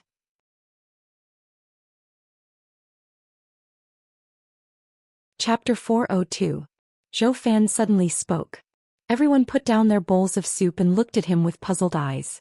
On such an occasion, drinking soup while others were talking was indeed a very impolite behavior. The Fang family was very polite. Zhou Fan's face was slightly red, and his forehead was covered with fine beads of sweat due to nervousness. Of course, it could also be because of the smoke from the soup pot in front of him. His legs, which were placed under the table, were trembling slightly. His stomach secreted a large amount of saliva, and then he quietly swallowed it, mouthful by mouthful. He was a little evasive, not daring to look at anyone's eyes. But he soon realized that this kind of evasive behavior was actually a kind of guilty conscience, so he quickly raised his head. Fang Hui looked at Zhou Fan with a smile and said, Don't be nervous. We're all family, so what can't we say? Children's words carry no harm. In front of me you're all a group of children. Even if you scold an old man like me tonight, I won't get angry with you. At most I'll be taught a lesson by my disciples and be done with it. Do you think I'll become enemies? Zhou Fan smiled awkwardly, looked at Fang Hui and said, I have a few words to say. I want to toast you first, Dad. Everyone laughed. Fang Yixing looked at Zhou Fan and said, I thought it was something serious. If you want to toast, we won't stop you. But I've already told the old man during dinner that he can only drink 3 glasses tonight. After 3 glasses he's not allowed to drink anymore. He's already clinked glasses with everyone, so if you want to toast him, this will be the 2nd glass. But I can't guarantee whether the old man will drink it or not. Zhou Fan raised the glass in front of him, looked at Fang Hui and said, Dad, I want to apologize to you. All these years I've done a lot of bad things. You handed Yi Yan to me, but I've always let her suffer. Especially in recent years, because I've made some small achievements at work, I feel that I'm unbeatable and look down on everyone. The last few times Yi Yan came back to see you, I pushed her away with the reason that I'm busy with work. I'm really busy with work. But if I really want to take a leave, I can find time to come. Just think. Do you think our Fang family is too poor and Swallow Dock is too remote? Fang Hui asked directly. Zhou Fan felt even more ashamed and said, Yes. I always felt that Swallow Dock was too remote, and the people here always had a straight back and they walked with vigor as if they were more powerful than anyone else. I feel very uncomfortable in my heart. Zhou Fan gulped down the wine in his cup and said, I know I was wrong. No matter how remote Swallow Dock was, it was still the hometown of Yi Jing. No matter what, the Fang clan is still my family. I shouldn't have come here with an attitude of showing off and pride. Otherwise, I wouldn't have been hit on the head again and again. Feng Hui touched his big bald head, looked at the juniors present and asked, "Do you think I should drink Zhou Fan's toast?" "We should drink." Feng Menjing and Feng Mingxiang shouted. Children loved to join in on the fun. "You should drink," Feng Yixing said. "Dad, give Zhou Fan a chance." Feng Yijing said with red eyes, "Since he made it clear, it means he's sincerely apologizing." Feng Hui nodded, then tilted his head back and gulped down the wine in his cup. Feng Hui put down the empty cup and said to Zhou Fan, "I've been waiting for this cup of wine for too many years." "Dad, I'm sorry." Zhou Fan's eyes were red. "I've let you down." "Indeed," Feng Hui said with a smile.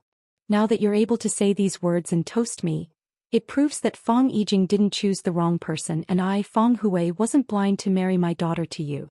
Zhou Fan poured himself another cup of wine, then looked at Feng Yan and said, "Feng Yan, I want to toast you with this cup of wine." Feng Yan smiled and said, "Regardless of age or seniority, it's not my turn, right?" "Feng Yan, I must toast you with this cup of wine," Zhou Fan said with a firm tone. "There's been some conflict between us and I know you've always been very dissatisfied with me as your uncle." Feng Yan nodded seriously and said, "Sometimes I've thought about not being your uncle. You know a lot of things in your heart. But for the sake of your aunt and the harmony of the family, you pretend that nothing happened.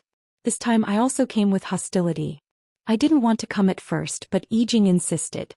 In order to go back to her hometown for the spring festival this year, she insisted with me for more than half a year. Thank you for tolerating me, thank you for accepting me. Feng Yan, let bygones be bygones. I'll toast you with this cup of wine." Zhou Fan's tone was sincere and his eyes were sincere. Moreover, he was Feng Yan's elder. Since an elder took the initiative to apologize to a younger person, Feng Yan couldn't pretend to be cold no matter what. He picked up the cup in front of him and clinked it with Zhou Fan, then said with a smile, "Uncle, you're too serious. I've always had hope in you. I think you can still be saved." Lu Wan scolded, "Feng Yan, how can you talk to your uncle like that?" Feng Yan and Zhou Fan drank up the white wine in their cups at the same time, and Zhou Fan poured himself a third cup of wine.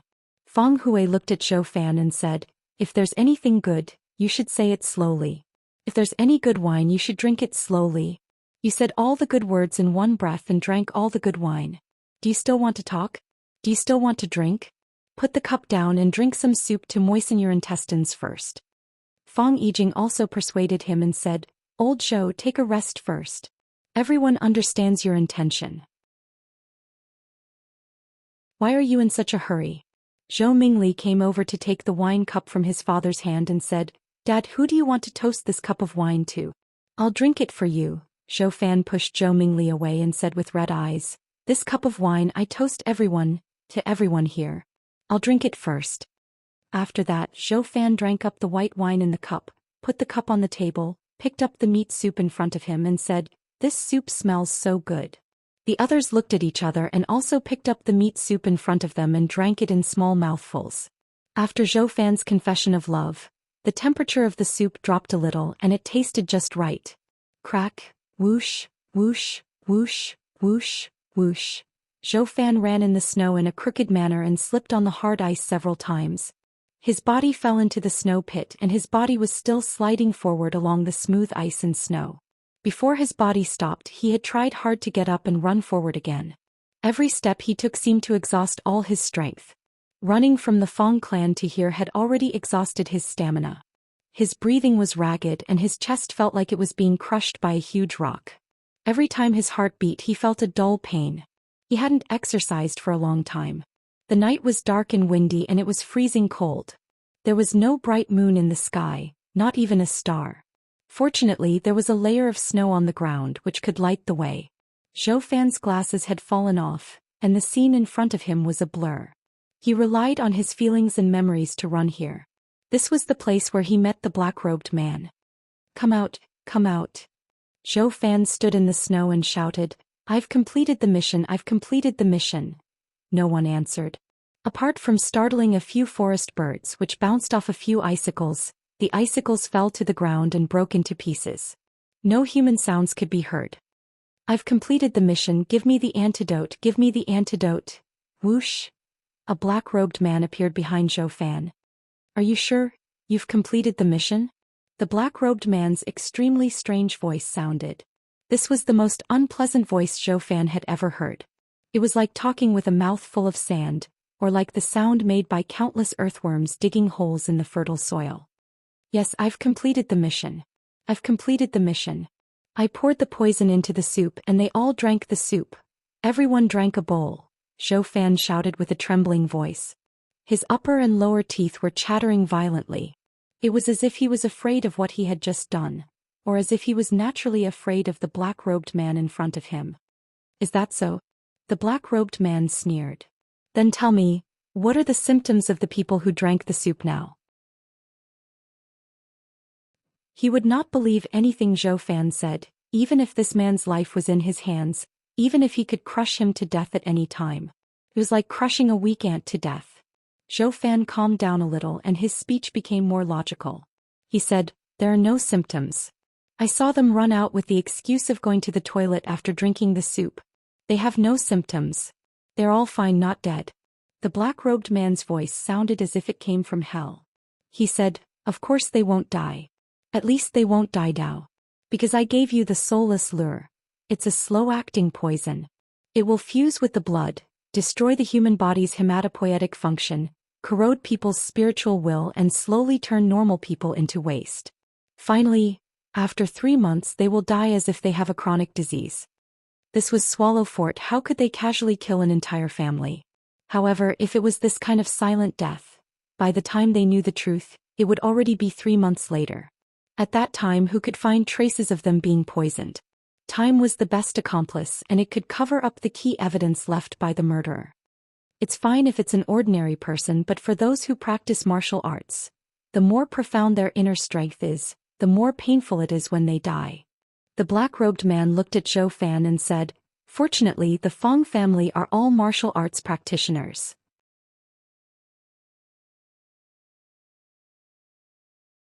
Chapter 403. Without spirit one would lack strength. Without energy there was no divine light. Spirit, chi, and spirit were indispensable to martial artists.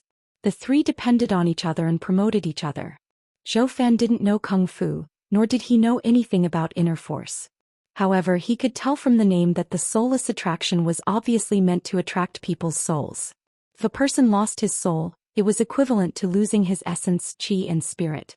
What was the difference between him and a useless person? The worst thing was that this thing fused with the blood and destroyed the human body's hematopoietic function. Without the ability to produce blood, how long could one live? Zhou Fan didn't have time to study this. He stretched out his hand and said, I'll listen to you. I've completed the task. Give me the antidote, quickly give me the antidote. I feel like I'm going to die, I'm going to die. The pill that the black-robed man fed him was equivalent to a ticking time bomb. It could detonate in his body at any time and take his life away. The threat of death in the next second was too torturous. If he didn't have more important things to do, he would have collapsed a long time ago. He needed the antidote. He needed to get rid of the poison in his body and defuse the bomb. That way he would have a slight sense of security. This was also the biggest motivation for him to persevere. He didn't want to die. After a moment of silence, the black-robed man asked, Your wife and children, did they drink that bowl of soup? Zhou Fan's body trembled violently as he looked at the black-robed man in horror. This was a rather sensitive and difficult question to answer. If he said that he drank it, then the black-robed man would be suspicious. What kind of person would kill his own wife and child? Could such a person be trusted? If he said that he didn't drink it, then the black-robed man would be even angrier. If you reminded your wife and child, would you also remind the rest of the Fong family? If his actions of reminding his wife and children alerted the Fong family, then wouldn't this mission fail? You drank it? Or did you not drink it? The black-robed man was very concerned about the answer to this question and asked. Yes, they drank it. Zhou Fan's teeth chattered as he cried, I was afraid of alerting them, so I didn't remind them. They also drank that bowl of soup. Give me the antidote to the soup, I want to save them. Gigi. The black-robed man laughed. His laughter was even more ear-piercing and unpleasant than his voice. People call us beasts. You are the beast. The black-robed man looked at Zhou Fan and said, "In order to save his life he can even sacrifice his wife and son. If this isn't a slow-acting poison, the poisoned person will die immediately. Or, if I tell you that there is no antidote for this soulless attraction, would you feel a little guilty?" "Give me the antidote." Zhou Fan was like an enraged mad dog. Death had reduced his fear of the black-robed man. He reached out to the black-robed man and roared, "Give me the antidote. You promised me, as long as I help you complete the mission you'll give me the antidote." "I did promise you," said the black-robed man. His wide sleeves didn't move at all, but a small red glass bottle flew out from there. Zhou Fan took the vial and asked, "Is this the antidote?" He was a little uncertain. Why did the black-robed man give him the antidote so readily? Or could it be that this was another type of poison that would kill anyone who drank it? "This is the antidote," said the black-robed man. "You can only choose to believe it. Because if you don't drink it, the poison in your body will also kill you." Zhou Fan no longer hesitated. He unscrewed the cap and poured the red potion into his mouth. A strong fishy smell wafted out, causing Zhou Fan to retch in disgust. "Don't vomit," said the black-robed man. "This is raw blood. If you vomit it, you won't be able to cure the poison in your body. The soulless attraction is a slow-acting poison, but the poison in your body will immediately break your meridians and cause you to bleed to death. Every hair on your body can bleed. You must have never seen such a scene, right?" Zhou Fan forcefully swallowed the thing he was about to vomit back. He looked at the black-robed man and said, "Give me the antidote. I want to save my wife and child." "Do you think you still have a chance to save your wife and child?" asked the black-robed man in a deep voice. Zhou Fan staggered back and asked in panic, "What are you doing?" "Of course I'm going to kill you," said the black-robed man. "I promised to give you the antidote, so I'll give you the antidote. However, I didn't say that I wouldn't kill you after giving you the antidote. Stupid animal, you're the only one who knows. How can I let you leave alive?" As soon as he finished speaking, the black-robed man's body disappeared. A gust of wind swept past. Zhou Fan thought he was going to die. His limbs were numb and his whole body had been frozen into ice. Or was he already dead? This gray world was really like hell. But does hell also snow? When he felt that he could still breathe, when he heard his heart beating fiercely, he realized that he was still alive. He didn't understand what was going on. His mind was still stuck on the scene of the black-robed man rushing towards him. His speed was too fast, like a thick fog wrapping around him. What happened after that? "You're not dead," a familiar man's voice sounded behind him. Zhou Fan turned around and looked at Feng Yan's eyes. His body powerlessly fell to the ground and said, "You're finally here. It's better to come at the right time than to come early." Feng Yan's gaze was fixed on the black-robed man's face and he said, "Don't you think so?" "You." The black-robed man looked at Feng Yan, then looked at Zhou Fan who was lying on the ground without the strength to move, and said with a voice full of resentment, "Did you plan to set up an ambush?" Zhou Fan came out to ask for the antidote, and when he was about to kill him, Feng Yan appeared in time to save Zhou Fan. If the appearance of these two people was just a coincidence, the black-robed man wouldn't believe it no matter what. "Don't act like you're angry," Feng Yan said with a sneer. "You sent someone to kill me, so I should be angry. What right do you have to be angry? The reason why your assassination didn't succeed is because your plan was too stupid. Now you can take off your black robe. I'm really curious, what kind of person hates me so much that they want to exterminate my Feng family?" The black-robed man's facial expression was hidden in his hood, and from where Feng Yan stood he could only see a pitch-black hole. Not even the outline of the face could be seen, which made it very difficult for Feng Yan to distinguish. However, it was also because of this that he suspected that this person was someone he was familiar with.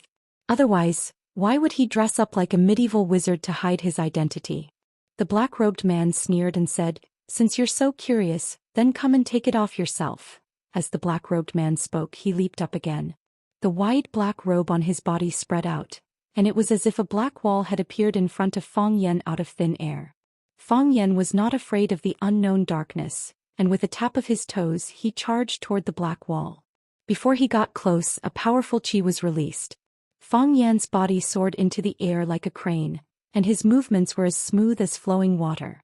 He punched toward the black-robed man's chest. Pah! The powerful qi hit the black-robed man's chest, and the black-robed man quickly floated backward. Fang Yan's legs kicked off, and with the help of drunken crane rides the wind, his body accelerated in the air. His body shot out like a cannonball, fiercely charging toward the black-robed man. When Fang Yan got close to the black-robed man, he slammed his palm toward the black-robed man's head. The black-robed man's head shrank and he unexpectedly disappeared from the hood. Without the support of his head, the hood collapsed in an instant. Fang Yan's palm struck empty air, and his body moved forward in a straight line due to inertia. But the black-robed man's wide sleeve swung over and he began to counterattack. The sleeve carried a powerful qi and it was like a huge steel palm leaf fan. Before the sleeve could hit a person's body, the strong wind had already swept the person away. Fang Yan did not retreat but instead advanced and his body accelerated again. The Tai Chi heart spun and the Tai Chi realm completely unfolded. In Fang Yan's mind, the swung sleeve turned into a square with 4 black lines. Of course, in Fang Yan's eyes, its speed was already astonishingly slow. Fang Yan stretched out his hand like lightning and grabbed a corner of the sleeve. His legs exerted force and his body rose into the air again. In the air he used pushing 1,000 jin with 4 liang, and using his strength as a guide he levered the huge black-robed man. His body spun in the air following the path of the Tai Chi heart. With this rotating force as a carrier, Fang Yan's body was able to maintain its momentum in the air and no longer fall. Then he pulled the black-robed man and spun like a windmill. Every time he spun he would reduce some of the force. After they spun countless times, the black-robed man's strength had been completely reduced.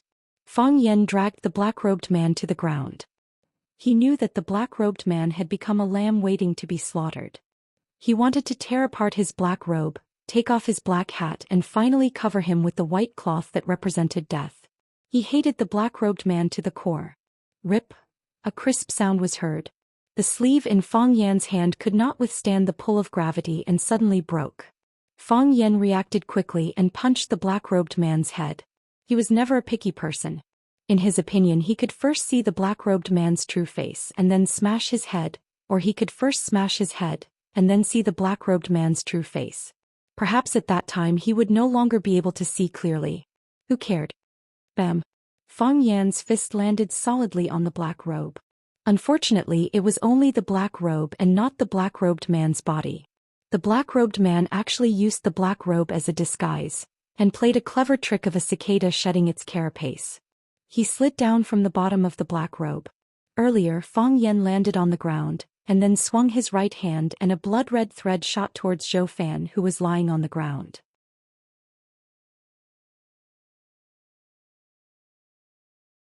Chapter 404. Hiss, the red thread snake hissed. It was as if someone was whistling his foot. He tried hard to make a sound but it was not loud or pleasant at all. The red thread flew towards Zhou Xian who was lying on the ground as fast as lightning. If it was an ordinary person such as Zhou Xian, even if the tiny red thread entered his body through his nostrils, ears or mouth, and gave birth to a nest of red thread snakes in his stomach, he would not be aware of it. However, in Fang Yan's eyes he could clearly see the red line's every move and even its 2 black eyes that were like dots. It was a red thread snake. Fang Yan was no stranger to this kind of red thread snake. Previously, when he fought with the Snake Lord had used such a disgusting thing that was impossible to guard against to poison him. However, the Snake Lord had been subdued by Fang Yan and had his snake eye. As long as Fang Yan crushed the snake eye, the Snake Lord would die on the spot. The Snake Lord's life was to become Fang Yan's snake slave and be used by him. It was impossible for him to have the guts to resist and poison Fang Yan.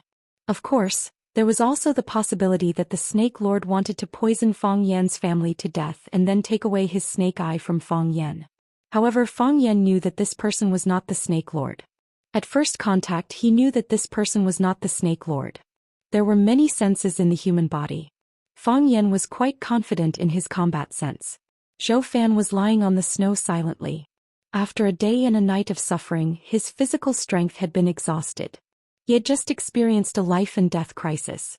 Because of the appearance of Fang Yan, he could not hold on any longer. He directly lay on the ground and fainted. Zhou Xian did not have the ability to save himself. And Fang Yen could not just watch his uncle get killed by the red thread snake. Although he had said not to let him down, he could not really abandon his uncle. It was a matter of life and death. His life was hanging by a thread. Fang Yan's Taiji heart spun even more crazily. The airflow formed a white whirlpool that could devour everything. Fang Yan felt a sharp pain in his dantian, as if the heat from the rotation was going to burn his skin and flesh. The Taiji domain was unleashed to the extreme, and the movement of the red snake turned into a tiny line. Even though he started later, he arrived first. Fang Yan's body flipped and jumped in the air, chasing after the red-line snake that was about to enter Zhou Fan's body at a ghostly speed. Seeing that the red thread viper was about to land on the ground and attack, Fang Yan suddenly threw out the corner of his robe that he was holding. The lower hem of the robe contained an abundant amount of Taiji energy. It was like gold or iron, a murderous weapon. Hoo, wherever the hem of the robe passed, the air was ignited by its heat, emitting a crisp crackling sound. In front of it there was a rectangular airless vacuum. His sleeves whipped the red thread snake's body, sending it flying. Hiss, hiss, hiss. The red-line snake let out a few weak cries and fell to the ground. It had already become a dead snake. Fang Yan rushed over and stepped on it. Crack. The red-line snake's body and the snow on the ground were stepped on by Fang Yan, merging into a pool of red and white mud. The red-line snake was raised on corpse blood, so the blood inside had a strong stench. Zhou Fan was still sleeping soundly, unaware of the danger outside. Fang Yan saved his uncle and helped him out of danger. When he turned to look at the black-robed man, he had already disappeared. However, when Fang Yan tore off his black robe, he still managed to catch a glimpse of him in a hurry. What kind of face was that? A very ordinary person with a very ordinary face. His skin was as pale as paper, as if he had never seen the light of day. The most memorable thing was that he only had one eye. On the side of his cheek where he had lost his eye, there was a shocking hole in his flesh. The blood had already drained, the wound had already healed, but the uneven skin and the protruding sarcoma of the meridians were still nauseating. This was a caveman. And also a dead man. When Zhou Fan opened his eyes, his wife Fang Yijing was sitting next to him, looking at him with a worried expression. Zhou Fan's mouth moved but no words came out. "You're awake." Fang Yijing grabbed her husband's hand and asked, "Are you thirsty? Are you hungry? Do you feel uncomfortable anywhere?" Zhou Fan blinked and asked, "I'm not dead." He remembered that he was already dead. The ice and snow covered him and there was a crystal-clear snow bag where he laid. That was his coffin. "I'm not dead," Fang Yijing said with reddened eyes. "Fang Yan saved you," Yizichen said. "You didn't lie to me," Zhou Fan said. "What?" "Everyone in your family knows Kung Fu," Zhou Fan said. "I know Fang Yan knows Kung Fu. I saw him perform Kung Fu. It was amazing, like he was filming a movie. I didn't lie to you." "You didn't lie to me either." Fang Yijing grabbed her husband's hand and smiled. "You said you would get along well with my family and you really did it." Zhou Fan's expression was full of guilt. "I've let you down. If it wasn't for me, you didn't let anyone down." Fang Yijing put Zhou Fan's hand on her face and said with reddened eyes, "Zhou Fan, thank you. Thank you for choosing us, thank you for telling the truth to Fang Yan, thank you for not being so selfish." Fang Yan said that if it wasn't for you our family could have been poisoned. "My dad also praised you, saying that you're indeed Fang Hui's son-in-law. My dad rarely praises people, especially these past few years. The only person he praised was Fang Yan." "Really?" Zhou Fan asked with tears streaming down his face. "Did they really say that?" Zhou Mingli felt so wronged but also so touched. What did he go through in the past 2 days? He was just a normal little official. He just wanted to come to his wife's hometown to spend Chinese New Year with his father-in-law. How did he encounter something like this? First, he had a conflict with Fang Yan. He was ridiculed and bullied to the point of death.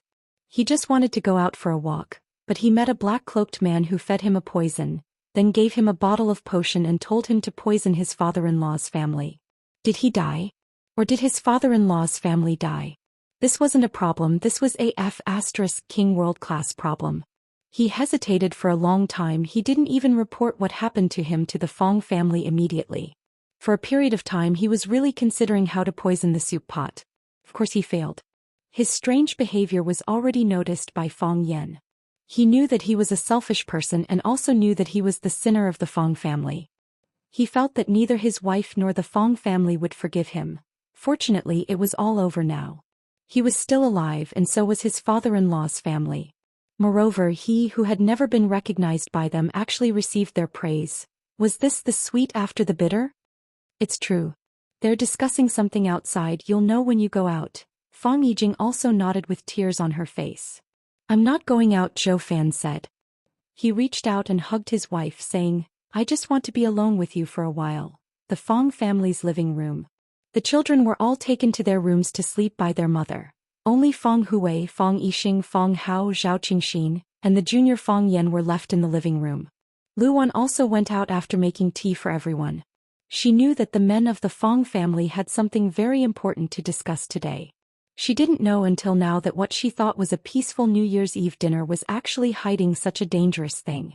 Looking at her son, Fong Yan, who was sitting calmly next to his grandfather, Lu Wan's heart was filled with comfort. Her son had grown up and could share the family's worries. No, not only could he share the family's worries, he could already support the Fong family's image. It's just that this child is working too hard. If only there was someone who could share the burden with him.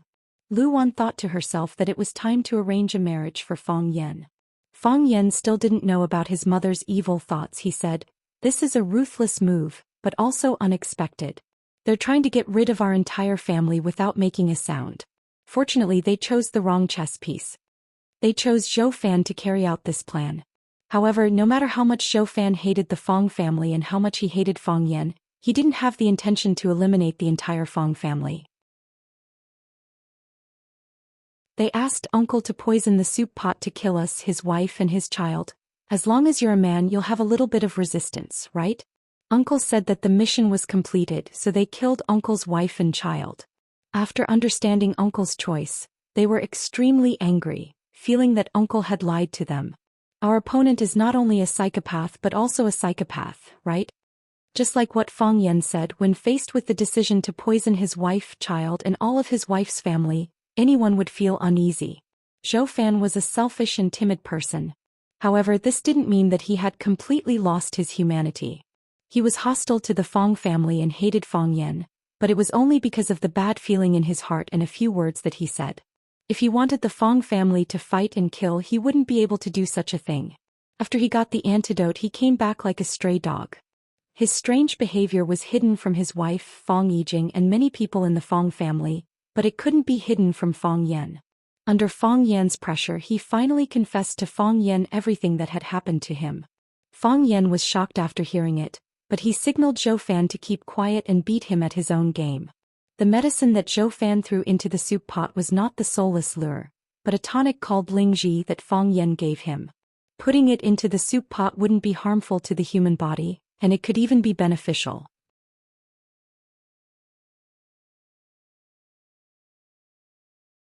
Chapter 405. War was a competition of strength and wisdom. But the most important thing was luck. If Fong Yan didn't notice Zhou Fan's abnormality, if Zhou Fan refused to admit that he encountered the black-robed man and only said that he felt uncomfortable or that he felt uncomfortable when he saw Fong Yan, would the story have a different ending? The real soul-losing attraction was fed into a rabbit's mouth by Fong Yan.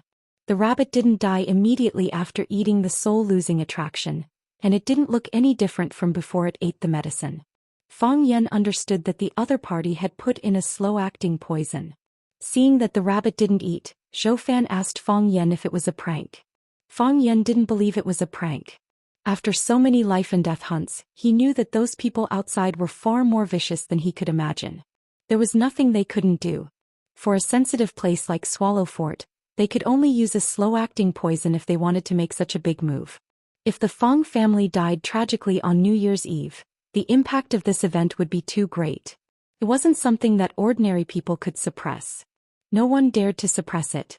Fong Yan wasn't sure if the Fong family had other puppets, and he didn't know if someone was watching Zhou Fan and the Fong family. If someone was watching and Zhou Fan didn't carry out the task, they might make another move. Therefore, he asked Zhou Fan to put the poison in the soup pot according to the plan. At the dinner table, Zhou Fan suddenly apologized to everyone and toasted them 3 times. This was Zhou Fan's impromptu performance. At that time, Zhou Fan was still suffering from the poison. He wasn't sure if he could survive the night, and he wasn't sure if he could get the antidote from the black-robed man, although Fang Yen promised him that he would help him get the antidote. However, the black-robed man was so powerful, and Fang Yen, he was just a young and clever kid.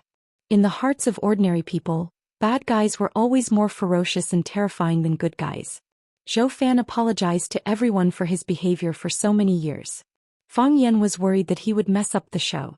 Fortunately, he had been controlling his emotions and forcefully took back the topic. Therefore, when Fang Yen clinked glasses with him at the dinner table, he said that he thought he could still be saved. Everything that happened after that was logical.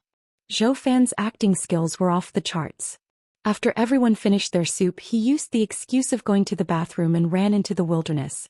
Originally, Fang Yen thought that the black-robed man would not give the antidote to Zhou Fan so easily. The most likely scenario was that he would kill Zhou Fan. He was going to die anyway, so why waste an antidote?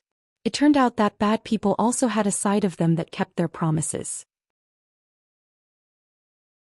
If I say I'll give you the antidote, I'll give you the antidote. If I say I'll kill you, I'll definitely kill you. Zhou Fan got the antidote, and Fang Yen blocked the black-robed man's attack and saved Zhou Fan. After listening to Fang Yan's story, the whole family fell into a long silence. This is luck and also a blessing. Fang Hui sighed and said, "It proves that our Fang family should not fall, nor should we fail." "Who is that black-robed man?" Zhao Qingxin looked at Fang Yen and said, "Do you want me to use my connections in Yanjin to investigate?" "That's fine," Fang Yen said. "Whether it works or not, we have to show the outside world that we were bullied. It's better to do it sooner than later." "I'll arrange it now," Zhao Qixin said. "I'll take some people to the mountain to check." "Second uncle, there's no need to check the mountain," Fang Yen said with a smile. "He's gone." Fang Hui nodded and said, "From what Fang Yen said, he's definitely gone. However, after daybreak, send a few good stalkers to take a look.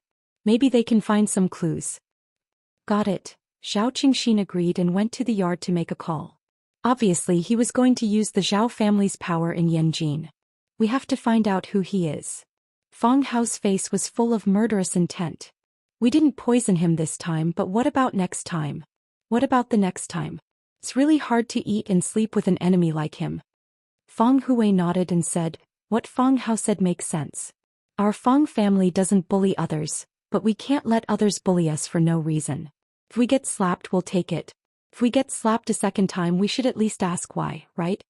The old man looked at Fang Yen and said, "Fang Yen, what do you think?" "Grandpa, let me handle this matter," Fang Yen said coldly. "If we let him escape this time, he won't be so lucky next time." "That's settled," Fang Hui said. "Let Fang Yen handle this matter. It's getting late. Go and rest." Fang Yixing looked at Fang Yen and said, "Be careful." "I will," Fang Yen said. "Dad, you go and rest. We still have to get up early tomorrow morning to pay New Year's greetings." "You have to come with us this year," Fang Hui said. "We'll have to go to every household after coming back.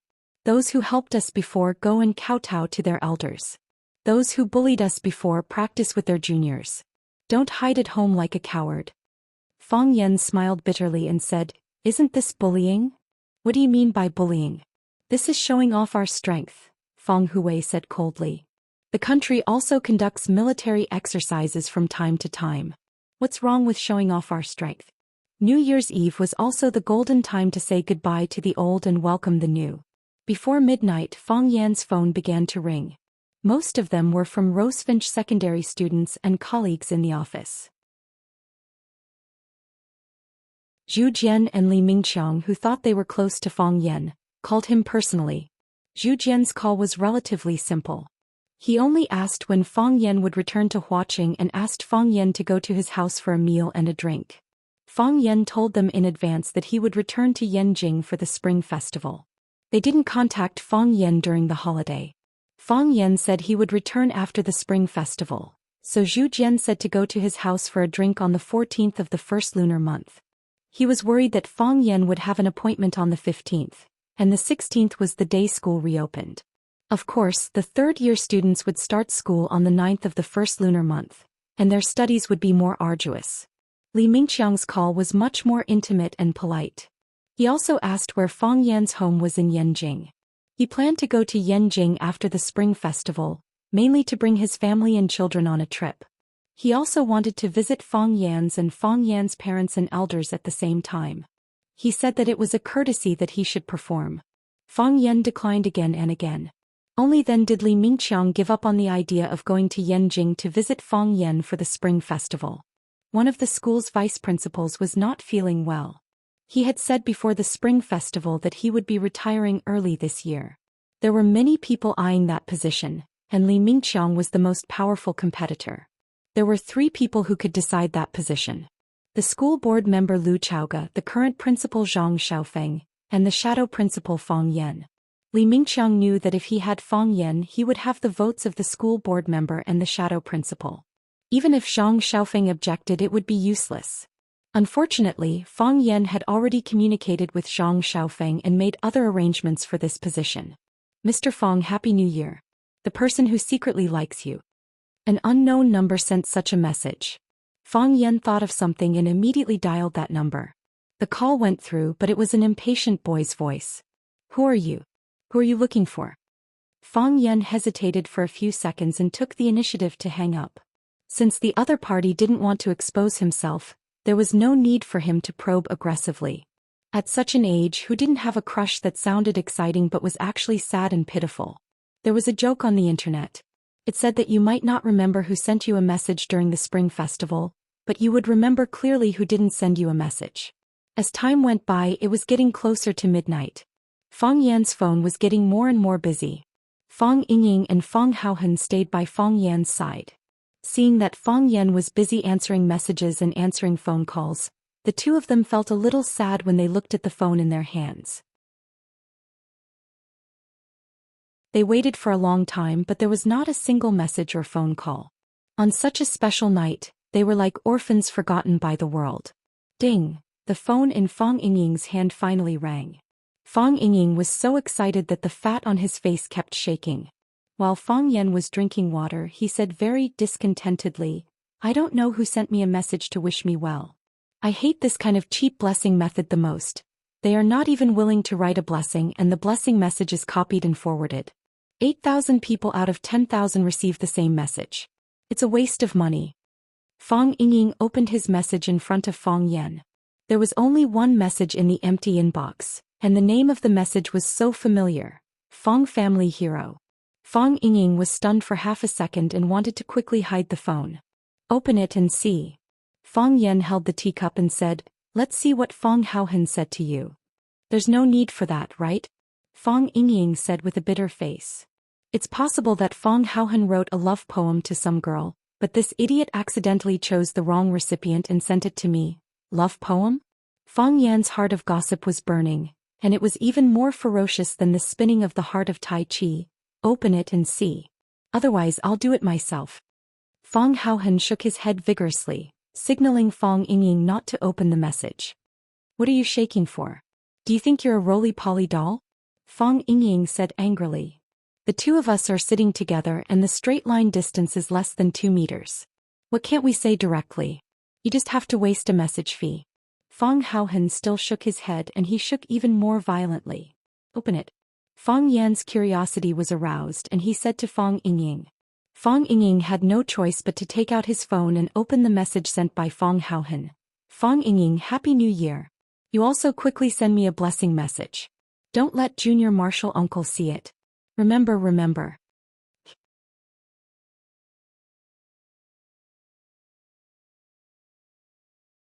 Chapter 406. Oh, to the power of O. At first, Fang Yan's expression was like this. Smiley face. Then Fang Yan's expression changed again. : In the end, Fang Yan's expression became like this. Fang Yan wanted to say something. He wanted to tease her or say some comforting words, but he couldn't say anything. He patted Fang Yingying's shoulder, then Fang Haohen's shoulder. A compassionate look that said, I understand you and I'm with you. Fang Yingying's face was extremely embarrassed. He said to Fang Haohen with dissatisfaction, I hope my life will turn into that lotus and I will abandon all fame and fortune. Let the world praise God's freedom, and we only need to monopolize the world. Haven't you heard of this song? Didn't you understand its essence? The people of the inner Jianghu are all peerless powerhouses who live in seclusion. We don't seek fame nor are we greedy for benefits. What kind of spectacle do we not have? Seen it before? What great temptation have we not experienced? Why would we care about a mere congratulatory message? Fang Haohen, if you want a blessing, just say it. Junior Marshal Uncle and I will satisfy you. It's not a big deal, is it? Was there a need to specially send a message asking for it? You even said not to let Junior Marshal Uncle see it. What kind of thoughts are you having? I Fang Yingying do things in an open and above-board manner. There is nothing that I cannot say to others. Junior Marshal Uncle is our elder brother. Do we need to lie to him? I don't care what you Fang Haohen do. Anyway, I Fang Yingying would never do such a thing. As Fang Yingying was passionately criticizing Fang Haohen, the phone in his hand rang again. Ding dang, it was still the sound of a message from his phone. We are masters and masters should have the demeanor of masters. As Fang Yingying spoke, he opened the message. After glancing at it, his eyes widened and the fat on his face trembled. He jumped up from the sofa excitedly and shouted, Miss, he sent me a message. Miss, he sent me a message. Ding dang, Fang Haohen's phone also rang with the sound of a text message. Fang Haohen opened his phone and jumped up as well. His body was thin, tall and long, and when he jumped he looked like a dancing skeleton. Miss, he also sent me a message. Miss, he has also sent me a message. Fang Yan looked at his phone. It was lying there quietly. It was as if it was dead, not moving at all. He didn't receive a message from Yi Rou. Yi Rou seemed to have forgotten him. Fang Yan looked at Fang Yingying and Fang Haohen unhappily and said, What did Yi Rou, that savage woman, send you? Happy New Year. Fang Yingxiong said excitedly. His eyes were glued to the phone screen as if he was afraid that the words would disappear. Happy New Year.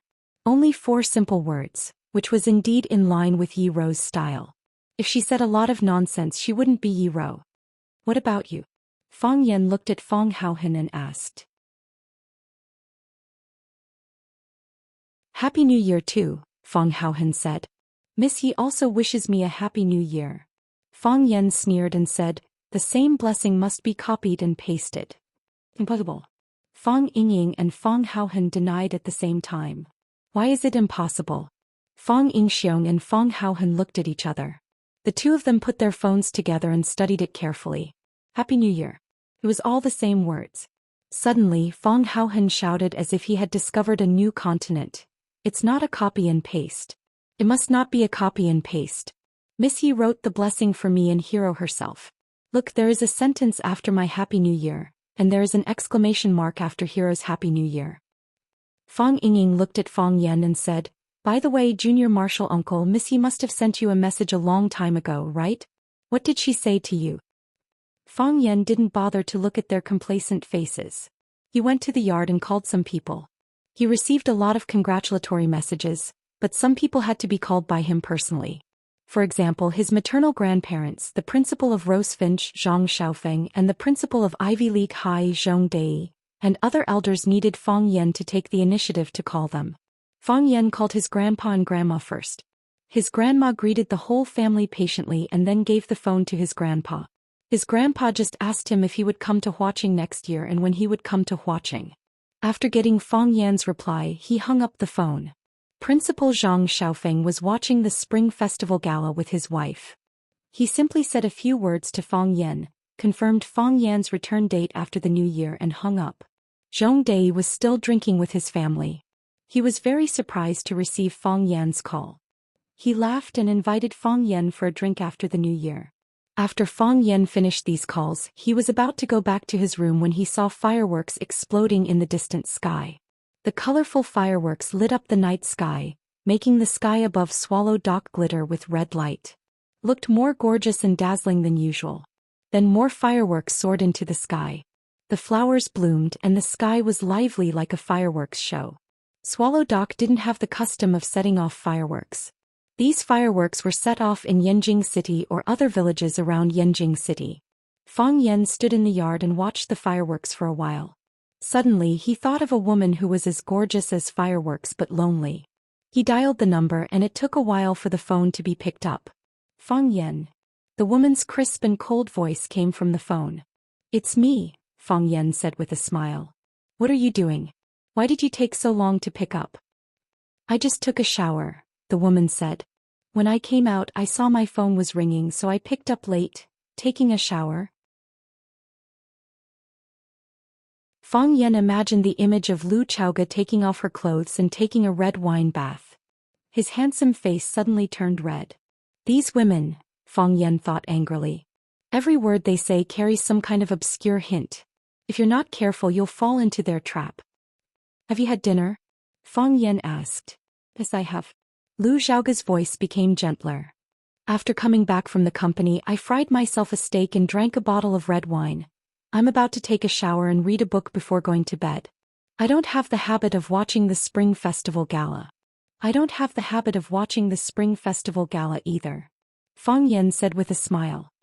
Actually, there's nothing interesting about the Spring Festival Gala. Today is New Year's Eve. Why did you go to the company? The first sample is out. Lu Chaoga's voice became excited. We've tried it on some equipment and the performance is very good. Now Chaoyan Research Institute is further optimizing and improving it. When the product is fully mature, after a 3-month run-in period, we can produce the product and send it to the market through various channels. An energy reform is about to be pulled by us. The curtain has begun. When we occupy the market, they will either cater to us or be eliminated by us. Hearing this good news, Fang Yan was also very happy and said, "You're moving very fast. I thought it would take at least 6 months to a year to see the product go online. I didn't expect you to shorten the time so much. But you still have to pay attention to the balance of work and rest. After working so hard for so long, take advantage of the Spring Festival to rest for a few days." I don't want to rest, Lu Chaoga said. Why?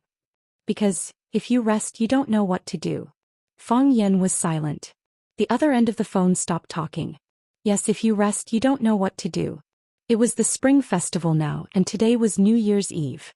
Other families were all reunited, drinking wine, eating dumplings, watching TV and setting off fireworks, happy and harmonious. But what about Lu Chaoga? Her parents had left her a long time ago, and her sister-in-law had also passed away from her injuries some time ago.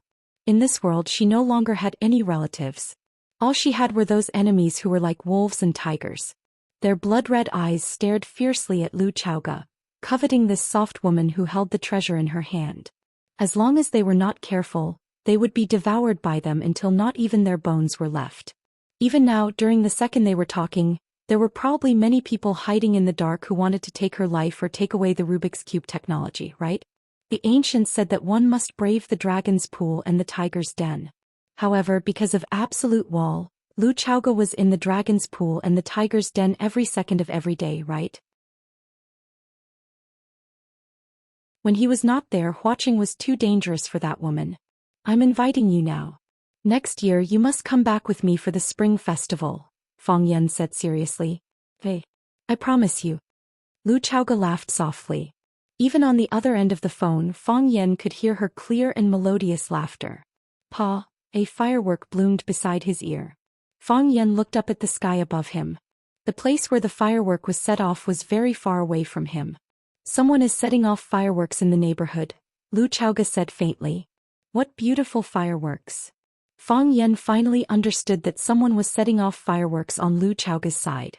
The sound of the fireworks exploding came through the phone, which was why Fang Yan felt it was so real and so loud. Pa, pa, pa. Fireworks rose into the sky one after another, exploding one after another. Fang Yan did not speak and neither did Lu Chaoga. Under the same starry sky, the two of them enjoyed different fireworks. Two people snuggling up to each other and enjoying fireworks together was romantic. But one person enjoying fireworks alone was a waste. Like the moon, like the stars, you're seductive, blooming, crying so loudly. Who is it setting your clothes on fire, tasting the wind and rain? You are so beautiful and sad. After prosperity is desolation, after desolation is forgetting not to bury my body with it. The wine of tears, drinking full of vicissitudes, distant so far, missing so long. Fireworks were lonely, she was even more lonely than fireworks.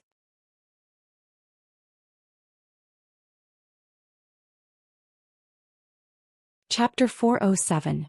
Fireworks, Silver Flowers and Sleepless Nights.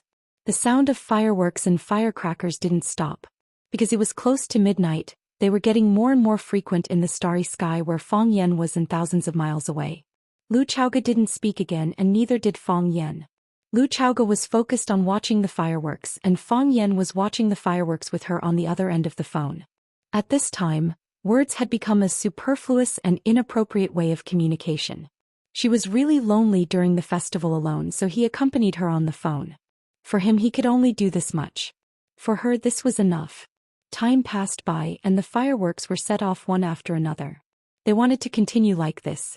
Until the sky fell and the earth cracked, until the seas dried up and the rocks rotted, until the mountains became flat, until the sky and the earth merged, until the smartphone ran out of battery.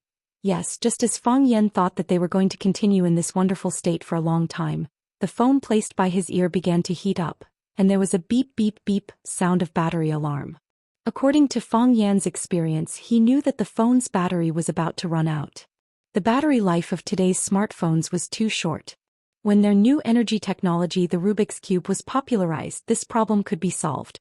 A battery could be used for half a month and the wife would have to worry about the problem of her husband not coming home. Is the phone out of battery? Lu Chaoga, who was on the other end of the phone, also heard the beep sound. She said with a smile, "Fang Yan, thank you for watching the fireworks with me. I'm very calm now and I don't feel very lonely. The fireworks tonight are really beautiful." Fang Yan nodded. After nodding, he remembered that Lu Chaoga couldn't see him at all, so he quickly said, "The fireworks tonight are very beautiful." "Then that's it," Lu Chaoga said. "I think you must be very busy tonight." "I'm not very busy," Fang Yan said. He didn't do much tonight. He just chased away a killer, saved a family's life, received a few messages, made a few phone calls, and was despised by Fang Yingying and Fang Haohan. Dang dang dang. The old bell in the east of the village was rung by the bellkeeper, which meant that the old year had passed and the new year had arrived. It meant that Swallow Fort had protected Wuxia for another year. It meant that Wuxia had been blessed with good weather and a bumper harvest. The country was prosperous and the people were at peace. Saying goodbye to the old year and welcoming the new year was indeed something worth ringing the bell to boast about. "Happy New Year," Lu Chaoga said. "Happy New Year," Fang Yan said. After thinking for a while, he added, "I'll be returning to Flower City soon." Yes, the students are about to start school. See you in Flower City. See you in Flower City. Fang Yan hung up the call with Lu Chaoga. He was about to go back to his room to change the battery when the phone in his hand rang again. Fang Yan looked at the caller ID and answered the call again. He smiled and said, "Jiang Qin, Happy New Year." "Mr. Fang, Happy New Year." Jiang Qin's sweet voice came through the phone. "Mr. Fang, who are you talking to? I've been calling for half an hour. Your phone has been busy. I didn't know you were a talkative person before." Fang Yan smiled and said, "I've been calling my friends to wish me a Happy New Year." I wanted to be the first to wish you a Happy New Year," Jiang Qin said, feeling wronged. "Am I the first person to wish you a Happy New Year?" "No," Fang Yan said honestly. The first person to wish him a Happy New Year was Lu Chaoga. Their phone call went from last year to the new year. "Ah!" Jiang Qin shouted with dissatisfaction. "Who was earlier than me? Who took my first place?" Fang Yan smiled and said, "What's the big deal about being first and second? It's fine as long as you get it. Are your parents there? Give them the phone. I'll wish them a Happy New Year." After Fang Yan changed the battery on his phone, Yuan Lin happened to call. Fang Yan also wished her parents a Happy New Year. Fang Yan was going to take some time to give Xia Tian a call, but he didn't expect Xia Tian to call him. "Mr. Fang, are you busy today?" Xia Tian's voice was very lazy, as if she had just woken up and was lying in bed. "No matter how busy a teacher is, he's not as busy as a celebrity," Fang Yan said with a smile. "Why do I feel like you're sleeping?" "Yes. After dinner I felt sleepy, so I lay in bed and slept. I was just woken up by the sound of firecrackers outside and thought that the new year had arrived. I turned on my phone and gave you a call for a Happy New Year. It's only midnight and you've been asleep." Fang Yan's face was full of surprise. "Tonight, how do you have time to sleep?" According to Fang Yan's understanding of the life of a celebrity, wasn't the new year the busiest time for them? Gala, running, cocktail parties, all kinds of etiquette. Even if they didn't attend the Spring Festival Gala of Wuxia TV station, they would attend the New Year's Eve Gala of the local TV station. Even if they didn't attend TV programs, they had to attend some New Year's parties. With Xiatian's popularity, how could she have time to lie at home and sleep in? I don't want to attend any gala this year. I rejected all the activities. Xiatian giggled, sounding very happy. I just want to have a meal with my family and then lie in bed and have a good sleep. I've been busy outside for a whole year and it's really tiring. After dinner I turned off my phone. No one can find me and I can't see or hear any messages or phone calls. This trick really works and now I'm in a much better mood. It seems that all the hard work of the year has been compensated in this sleep. Rich people are so willful. Fang Yan said with a smile. If I knew earlier I would also turn off my phone and sleep like you. You can't turn off your phone. If you turn off your phone I won't be able to call you. Xiatian said. I haven't had time to ask, what is your relationship with that little girl? Little girl? What little girl? The little girl I saw. Xiatian said with a smile. It's rare to see a little girl like that. There's only one in our Yanjing city for hundreds of years. The little princess of the Qin family. Mr. Fang, I found out that your way is very wild. It's not easy for us to meet, but we're standing at the entrance of the club to wait for you. She's my student. Fang Yan said. That's all? That's all. Fang Yan said. Lanshan Valley also called to pay their New Year's greetings, and the willow tree sent a greeting message. Fang Yan was much busier this spring festival than in previous years. Unknowingly there were so many people around him. Fang Yingying and Fang Haohan prepared firecrackers in advance and set them off on bamboo poles, which was called, Welcome the New Year. After welcoming the new year, Fang Yan personally went to the kitchen to cut 2 plates of braised meat and walked to the backyard with them. He knew that the old drunkard must not be asleep at this time. The old drunkard was indeed not asleep. He was making wine in the yard. The old drunkard liked to drink and also liked to make wine. Every year on the first day of the new year he would brew a jar of wine, which was called new wine. The new year would have a new beginning. Perhaps this also represented some of the persistence and hope in his heart. Fang Yan and the old drunkard sat opposite each other and drank. Each of them had a big bowl and they drank a bowl of wine in one gulp. Fang Yan ate and drank at the same time, while the old drunkard only drank and didn't eat. It was as if drinking could fill him up, and things like meat and vegetables were unnecessary to him. Who is it? The old drunkard asked. The old drunkard drank all day, but it didn't mean that he knew nothing about the family. On the contrary, because of his presence, because of him, the Fang family had always been peaceful. Tonight, when Fang Yan went out to catch the murderer, the person who protected the Fang family was this old drunkard who didn't even want to eat with others during the New Year's Eve dinner. I only have some clues but I can't be sure yet, Fang Yan said in a deep voice. However, this time they want to wipe out the Fang family. There are only a few opponents who can be so generous. A fox will always show its tail and a fly will always be unable to resist eating *T again. Since they are doing this, they can't blame us for not stopping until one of us is dead. Just kill them, the old drunkard burped and said calmly. Fang Yan smiled and said, In the past, you were the one who supported the family, but now I will. Don't worry, we won't fall. Just drink your wine and leave everything else to me. I will drink the wine that I should drink and I will kill the people that I should kill, the old drunkard said with a clear voice like a knife burning in a bowl. I'm only a cripple, not a dead person. Even a stray dog or cat dares to bully us. Do they think the Fang family is nobody?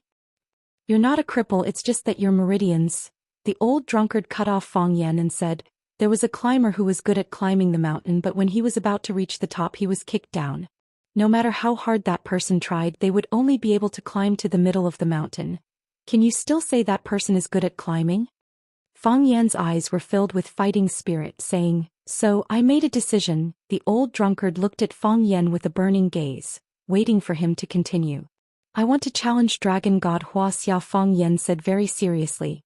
He broke 2 of your meridians, I cut off 2 of his dragon claws. That's fair, clang. The old drunkard's finger tapped the side of the bowl, letting out a clear metallic sound. I've been waiting for these words for too many years, the old drunkard said with an excited voice. A man's ambition is to leave the village and not return until he becomes famous. There's no need for the red earth to bury one's bones, there are mountains of gold at the end of the world. Martial artists of our generation should have such lofty ambitions. I want to avenge you. Our Feng family isn't that easy to bully. When do you want to challenge the dragon god? When my heart of Taiji enters the water overflow realm, I will definitely fight against the dragon god inside the red wall, Feng Yan said. I believe that day will come very soon.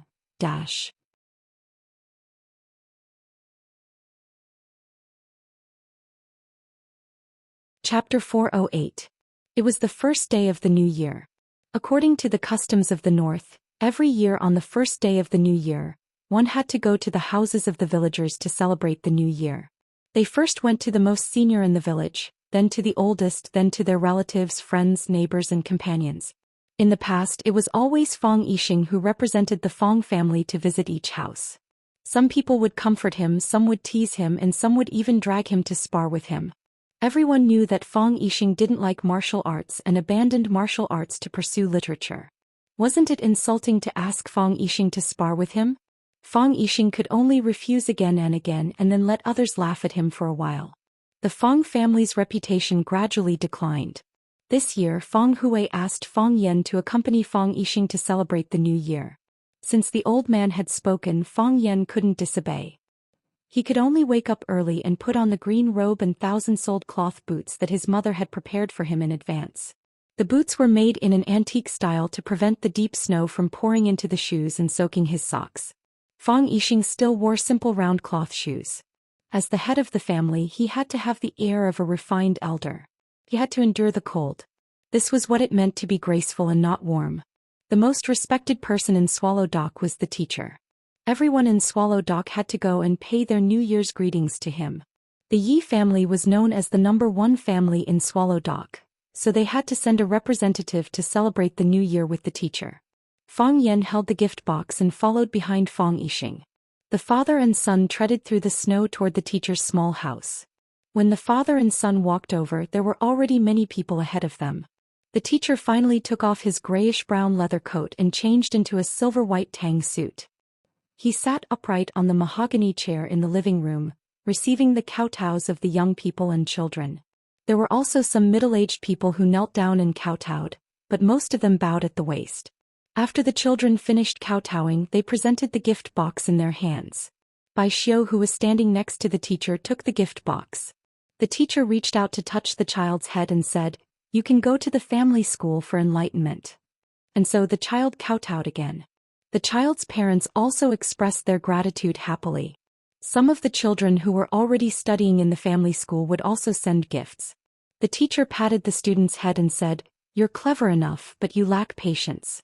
You should use your family's learning stone to train his qi and temper his mind." The students lowered their heads to receive the lesson, and the parents also had to express their gratitude.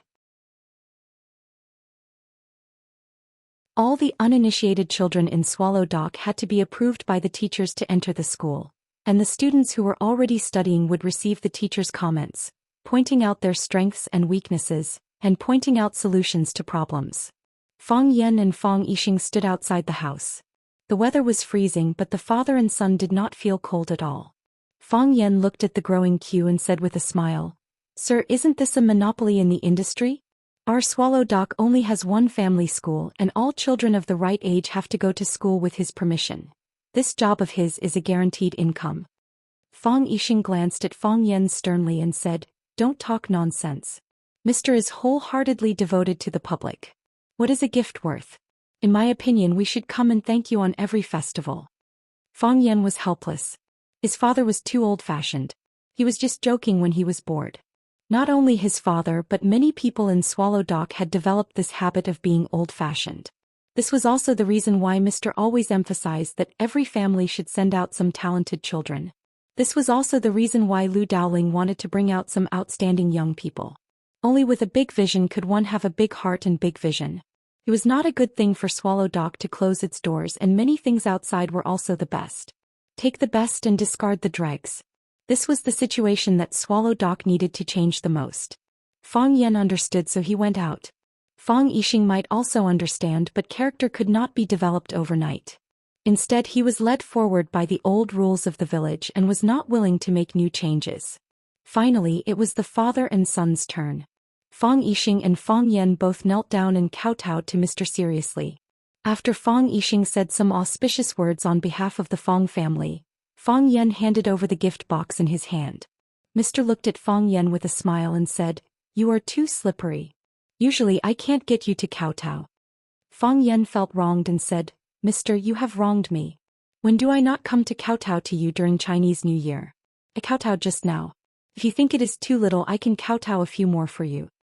Mr. was very happy to see Fang Yan and said, "You don't have to kowtow. You have 3 hearts and more than 10 guts. I have nothing to say to you and I have nothing to teach you. Just remember our agreement."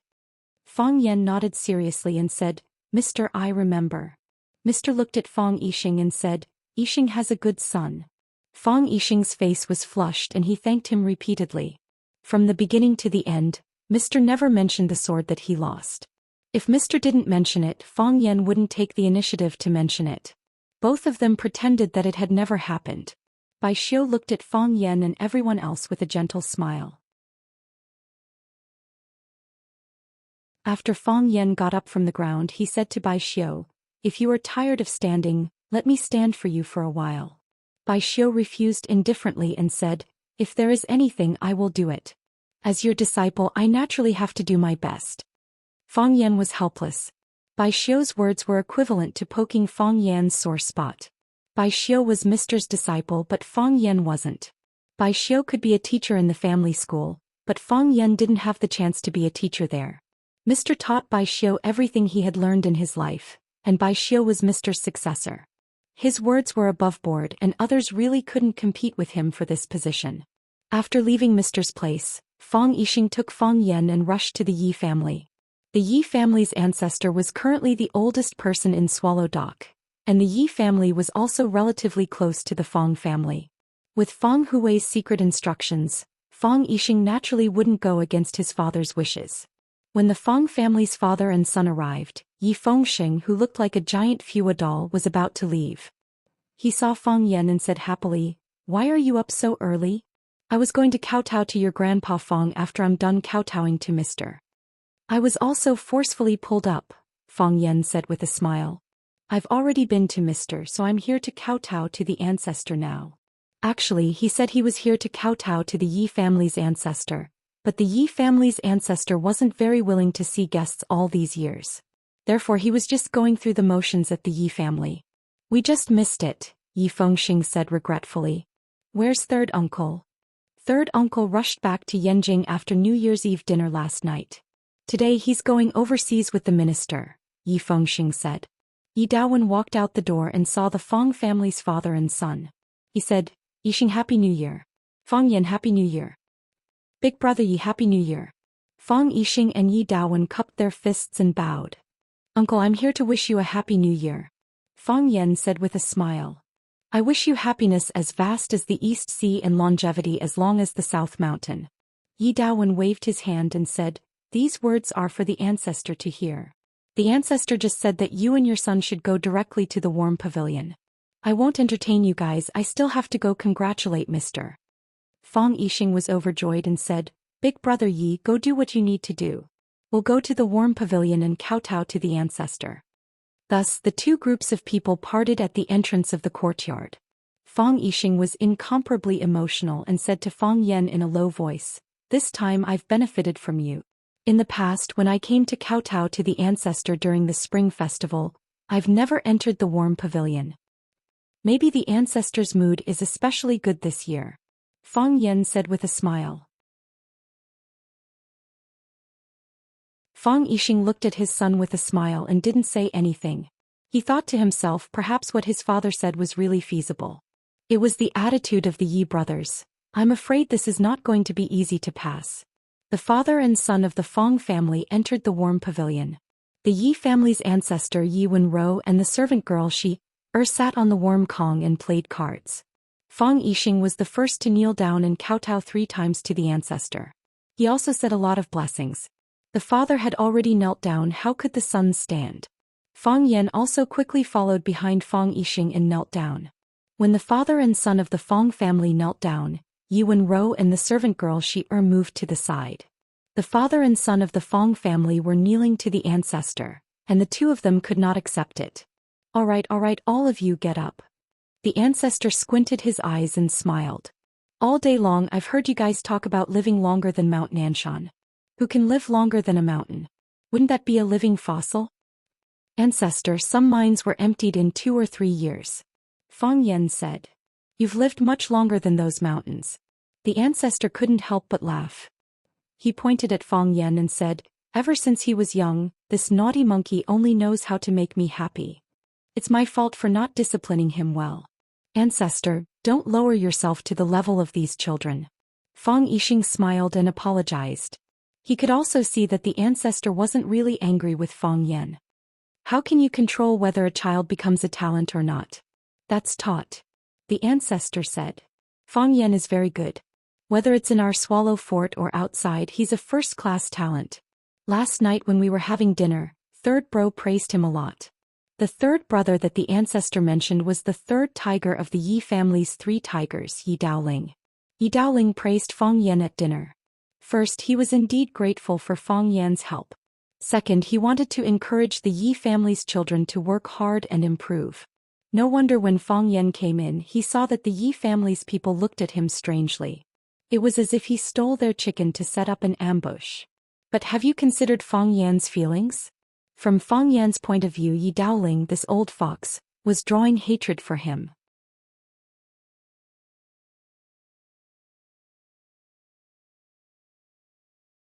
Chapter 409. Some compliments would make you feel sweet in your heart but disgusted in your mouth. For example, when someone compliments your child. Fang Yixing could hear the old ancestor's love for Fang Yan, but he couldn't follow the old ancestor's words and compliment his own son. If he did that, people would think that he didn't know what was good for him. That's Dao Ling's love for Fang Yan. He's causing trouble outside and it's all thanks to Dao Ling's help. Fang Yixing said modestly. I wanted to find time to invite Dao Ling to our house for a drink, but I didn't expect him to be in such a hurry to go to Yanjing City. Dao Ling's promotion has to be celebrated. The old ancestor waved her hand and said, Stop, stop. I don't want to hear about these things. What's the use of telling an old lady like me about the matters of you youngsters? I know you're all busy today and have many families to visit. Yixing, go to your work. Fang Yan, stay here and play with me. He is clumsy and can't even compare to an old lady like me. Fang Yixing quickly got up from the ground and said, Okay. I'll go to the other families. There really are many families to visit today and I have to visit every single one of them. Otherwise it'll be rude. He then turned around and reminded Fang Yan, play cards with the old ancestor and don't make her angry. That I know. Fang Yan said. Yi Wenru had been kneeling in the corner of the Kong. She was wearing a red button-down blouse with gold-trimmed flowers and a soft black cotton dress. Her long hair was tied up and her face was ruddy. She looked like a pretty wife. Fang Yan heard from Yi Fengxing that Yi Ro's mother loved needlework. Every spring festival she would personally sew clothes for her children. She also took care of all the New Year clothes for the Yi family's elders and children. The Fua suit that Yi Fengxing was wearing should have been made by Yi Wenro's mother. The style of the suit was not bad, but there was too much fat on Yi Fengxing's body, making the suit look a little out of place. Yi Ro's classical style suit was probably made by her mother. The stitches were dense and the patterns were bright. The red and gold complemented each other. Red makes gold dazzling and gold makes red noble. Yi Ro looked quite lovely and cheerful in this set of clothes, which concealed much of her cold and aloof character.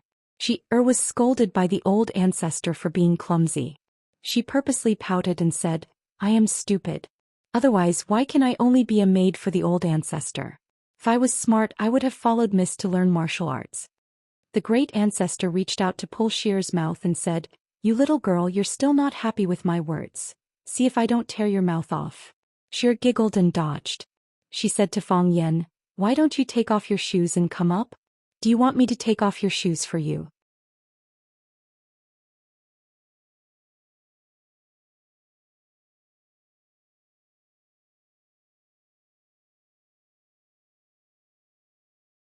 People under other people's eaves had to lose money. Creak. A black Mercedes-Benz parked in the flat dojo of Swallow Dock, followed by another Mercedes-Benz. The third was still a Mercedes-Benz, the fourth was an extended Rolls-Royce, and the fifth and sixth were still Mercedes-Benz. The 6 black luxury cars formed a black mighty long dragon, And the Rolls-Royce surrounded by the 5 Mercedes-Benz was naturally the heart of this long dragon. Except for the Rolls-Royce that didn't move, the doors of the other 5 Mercedes-Benz opened with bangs. Then the tall men in black scattered in all directions, looking around with vigilance. Another 2 men in black stood on the left and right of the Rolls-Royce's door and took the initiative to help open the back door. She wore a white down jacket and a pair of sky blue jeans. The furry snow boots added a bit of playfulness to her appearance. She wore a checkered scarf around her neck, looking like a girl next door who was studying in a foreign place or a girl next door who worked in a big city and went home to visit her relatives during the spring festival. The girl's small boots stepped on the black soil of the dojo, asking with a sweet voice, "How am I dressed?" A tall and handsome young man in a well-tailored suit stood behind the girl, sizing up the Swallow's Dock village that was surrounded by heavy snow and said, "Very good.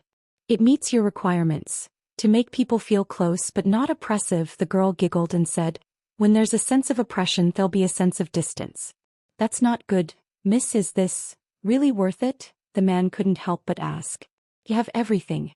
Wisdom, beauty, kindness, wealth, as well as the power that ordinary people yearn for in their entire lives. You have this world and you also have the right to rule over it.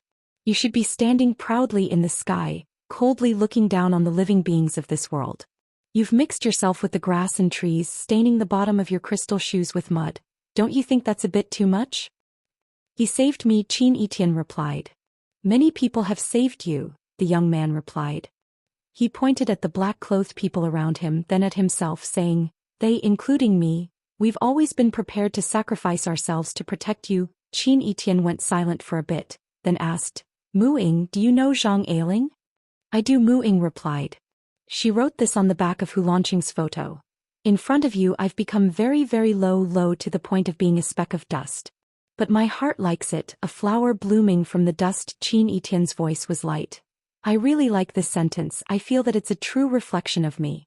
I know that I have a lot, but I'm willing to share what I have with him or let him enjoy it alone. I'm willing. That's enough, isn't it?" Mu-ing lightly sighed and said, "Although I feel that what you said is very reasonable, for some reason I still find it hard to accept." "Because you're a man," Xianxia replied. "And because you don't understand how desperate a woman's sacrifice can be. For example, taking a bullet for him?" Xianxia nodded and said, "For example, taking a bullet for him, he must have saved the galaxy in his previous life." "No, that's something Superman would do," Xianxia replied. She glanced at the bodyguards in black who were scattered around vigilantly and said in a crisp voice, "I didn't bring you here to protect me, and no one will hurt me in Swallow Dock. Take out all the gifts I brought. We're going to pay our teacher a New Year's greetings." As a result, the group of black-clothed bodyguards, who were domineering and had murderous looks in their eyes, became pitiful laborers. They used their hands to carry, shoulders to hug, and carried a large number of expensive gifts towards the village of Swallow Dock. Even the pretty boy Mu-ing didn't run away, carrying a birdcage in one hand as he followed behind Xianxia. This New Year greeting army was too strange and eye-catching, attracting the attention of many people in Swallow Dock. A few people pointed at them, discussing something in low voices. Xianxia clasped his hands at an old woman at the entrance of the alley and said, "Sister, Happy New Year. Where's Teacher Fong Yan's house?" This sister made the old woman very happy. She pointed at the fish pond in front of them and said, "Go straight. You'll see that fish pond at the end. The one whose courtyard is directly facing the fish pond is the Fong family." "Thank you, sister," Xianxia said gratefully.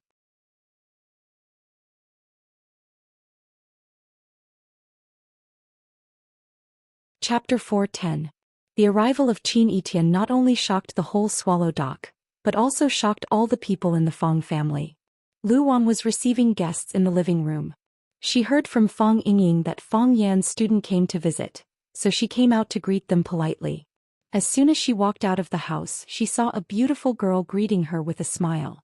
She said, "Auntie, Happy New Year. I'm Xianxia, Mr. Fong Yan's student. I'm here to wish you a Happy New Year." Lu Wan suddenly felt dizzy. This girl was how should she describe her? She was too beautiful, too clean, too cute, too smart, and too decent. Lu Wan was also a girl from a scholarly family. She was very picky about women. Both appearance and temperament were indispensable. She was beautiful on the outside and beautiful on the inside. However, even with her picky eyes, she still felt that this girl had no flaws. If there was anything that worried him, it would be that this girl was too pretty, too clean, too cute, too smart, too generous, and a little too decent. How could his ugly son be worthy of such a girl? If they got married in the future, would her son be able to subdue the girl? What if her son was bullied by this girl? Oh, this is Fang Yan's student. Lu Wan thought of her self-introduction and then reacted. She felt a little happy but more melancholy. How could she be a student? Lu Wan greeted her with a smile and said, "You are Etienne, right? This name is so impressive. It's cold outside. Come in and warm yourself. Where does Etienne come from? Is it hard to walk on the road?" She originally wanted to hold Qin Etienne's hand to appear more intimate.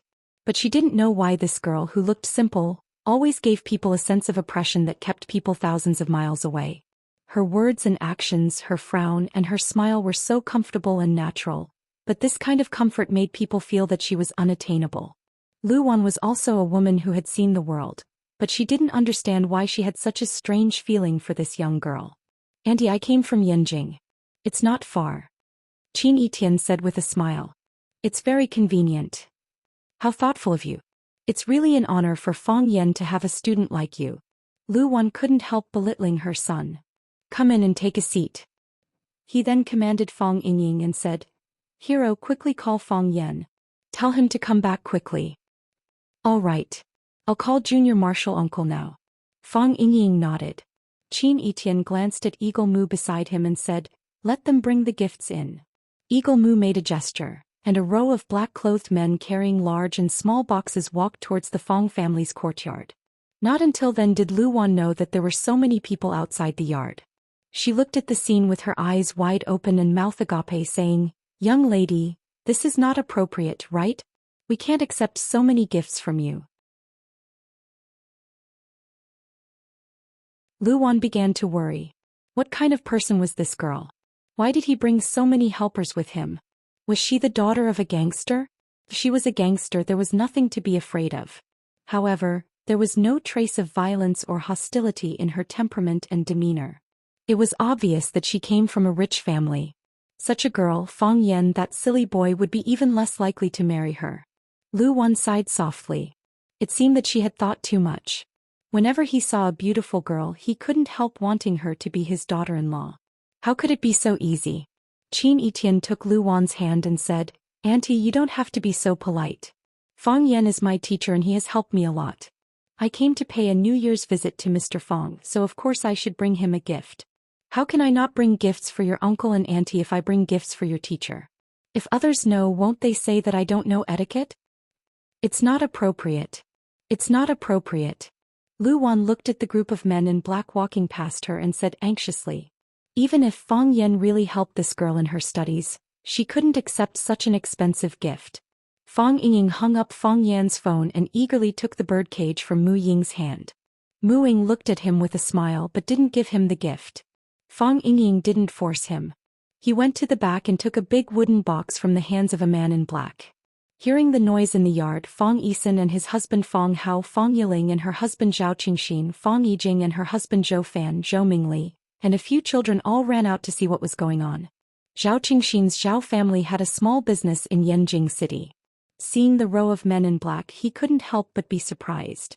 He glanced at the men in black but couldn't see which family they came from. Then he laughed at himself, thinking that no matter which family they came from, they must be the family that he had never been in contact with. Fang Hao looked at his wife in confusion. Fang Yisan shook his head, indicating that he also didn't know what was going on. Because of what happened last night, Zhou Fan didn't go out for the whole morning. He even hid in the room and ate a bowl of dumplings for breakfast. Fang Yisan knew that her husband hadn't recovered from the nightmare, so she accompanied him in the room for the whole morning. Hearing the voices outside, she dragged her husband out to see what was going on. When Zhou Fan saw Qin Etienne walking over hand in hand with Lu Wan, his first reaction was that she was beautiful. This girl was as beautiful as a fairy. His second reaction was the grandeur. Whose family's young lady was this? She brought along so many bodyguards and prepared such heavy gifts on a single trip. Zhou Fan calculated in his mind by elimination. No one in the group he knew dared to compete with this girl in terms of grandeur. If Zhou Fan knew that Qin Yitian didn't want to be too high profile and had reduced the number of his guards by more than half, what would he think? After the incident in Huaqing, the Qin family attached great importance to Qin Yitian's safety. The old master of the Qin family even wanted to assign his guards to his favorite granddaughter, but the Qin family refused. Qin Yitian's legendary mother had sent Eagle Mu to her daughter's side so that he could protect her. This was also the reason why Qin Yitian had Mu Ying by his side after he came back from Huaqing. Mu Ying was now the captain of Qin Yitian's guards, who led the whole security team and was responsible for Qin Yitian's safety. Who is he? Zhou Fan asked in a low voice. I don't know. Fang Yisan shook his head. I haven't seen him before. I think he is Fang Yan's student. Can you tell who this student is? Zhou Fan smiled bitterly and said, How can I tell? Go and ask around. Zhou Fan's heart was filled with emotion. When he first arrived, he didn't give a damn about the Fang family. He felt that his father-in-law's family in the suburbs of Yanjing had made him suffer a lot and humiliated him. He also looked down on Fang Yan. He felt that his nephew, who was a teacher in Huaqing, was too shabby. He even bragged that he would get him a new job. Now, looking at the things he had done and the people he had come into contact with, he had long left his uncle far behind. Take this student as an example. With the extravagance she displayed today, as long as she casually moved her lips, she would definitely be able to find a better job for Fang Yan. Moreover, such a beautiful student came to visit her teacher with such an expensive gift. Was there a deeper meaning behind it? Zhou Fan felt that he was really an idiot. He was the biggest idiot in the world. Zhou Mingli was shocked when he saw Qin Yitian. He didn't expect there to be such a beautiful girl. The so-called prettiest girl in the class that he had been sending messages to pursue couldn't be compared with the girl in front of him. He stared at Qin Yitian with wide eyes and a face full of infatuation. He wanted to greet her in a cool way, just like how he flirted with other girls at school. However, as soon as he had this idea, he began to become nervous. He was at a loss and his hair stood on end. It was as if he was not facing a peerless beauty but a fierce monster. Moreover, Qin Yitian was walking towards him. The closer Qin Yitian got, the more intense his heart beat. Finally, dense beads of sweat appeared on his forehead. Qin Yitian walked to Zhou Mingli and nodded to him like other juniors of the Fang family. Then she walked past him. Zhou Mingli didn't dare to look directly at Qin Yitian's eyes. At the moment when she nodded, he couldn't help blushing and hurriedly lowered his head. When Qin Yitian went far away, he was annoyed and felt that he was such a failure. After Qin Yitian entered the house, those men in black also stood at the door of the living room with gift boxes in their hands. Lu Wan looked at Qin Yitian and waited for his arrangement. She couldn't ask them to put away these gifts, nor could she ask so many people to put down the gifts and leave. There had to be a rule, right? Qin Yitian smiled and took Lu Wan to the first man in black. He opened the golden brocade box held by him and looked at the gifts inside. He said, There is nothing special about this one. The red inkstone produced in Heishan has a strong ink color. The color hasn't faded after thousands of years. When it is ground, it has a strange fragrance. I know that you like calligraphy, so this stone is to add a touch of color to your masterpiece. Lu Wan was so shocked that her jaw almost fell to the ground. She said, It is said that this inkstone can only be formed after thousands of years. It is one of the most precious treasures in the world. It is rare in the world and hard to find. Lu Wan looked at the large inkstone lying in the brocade box and gasped. She said, Miss, this gift is really too precious. We can't accept it.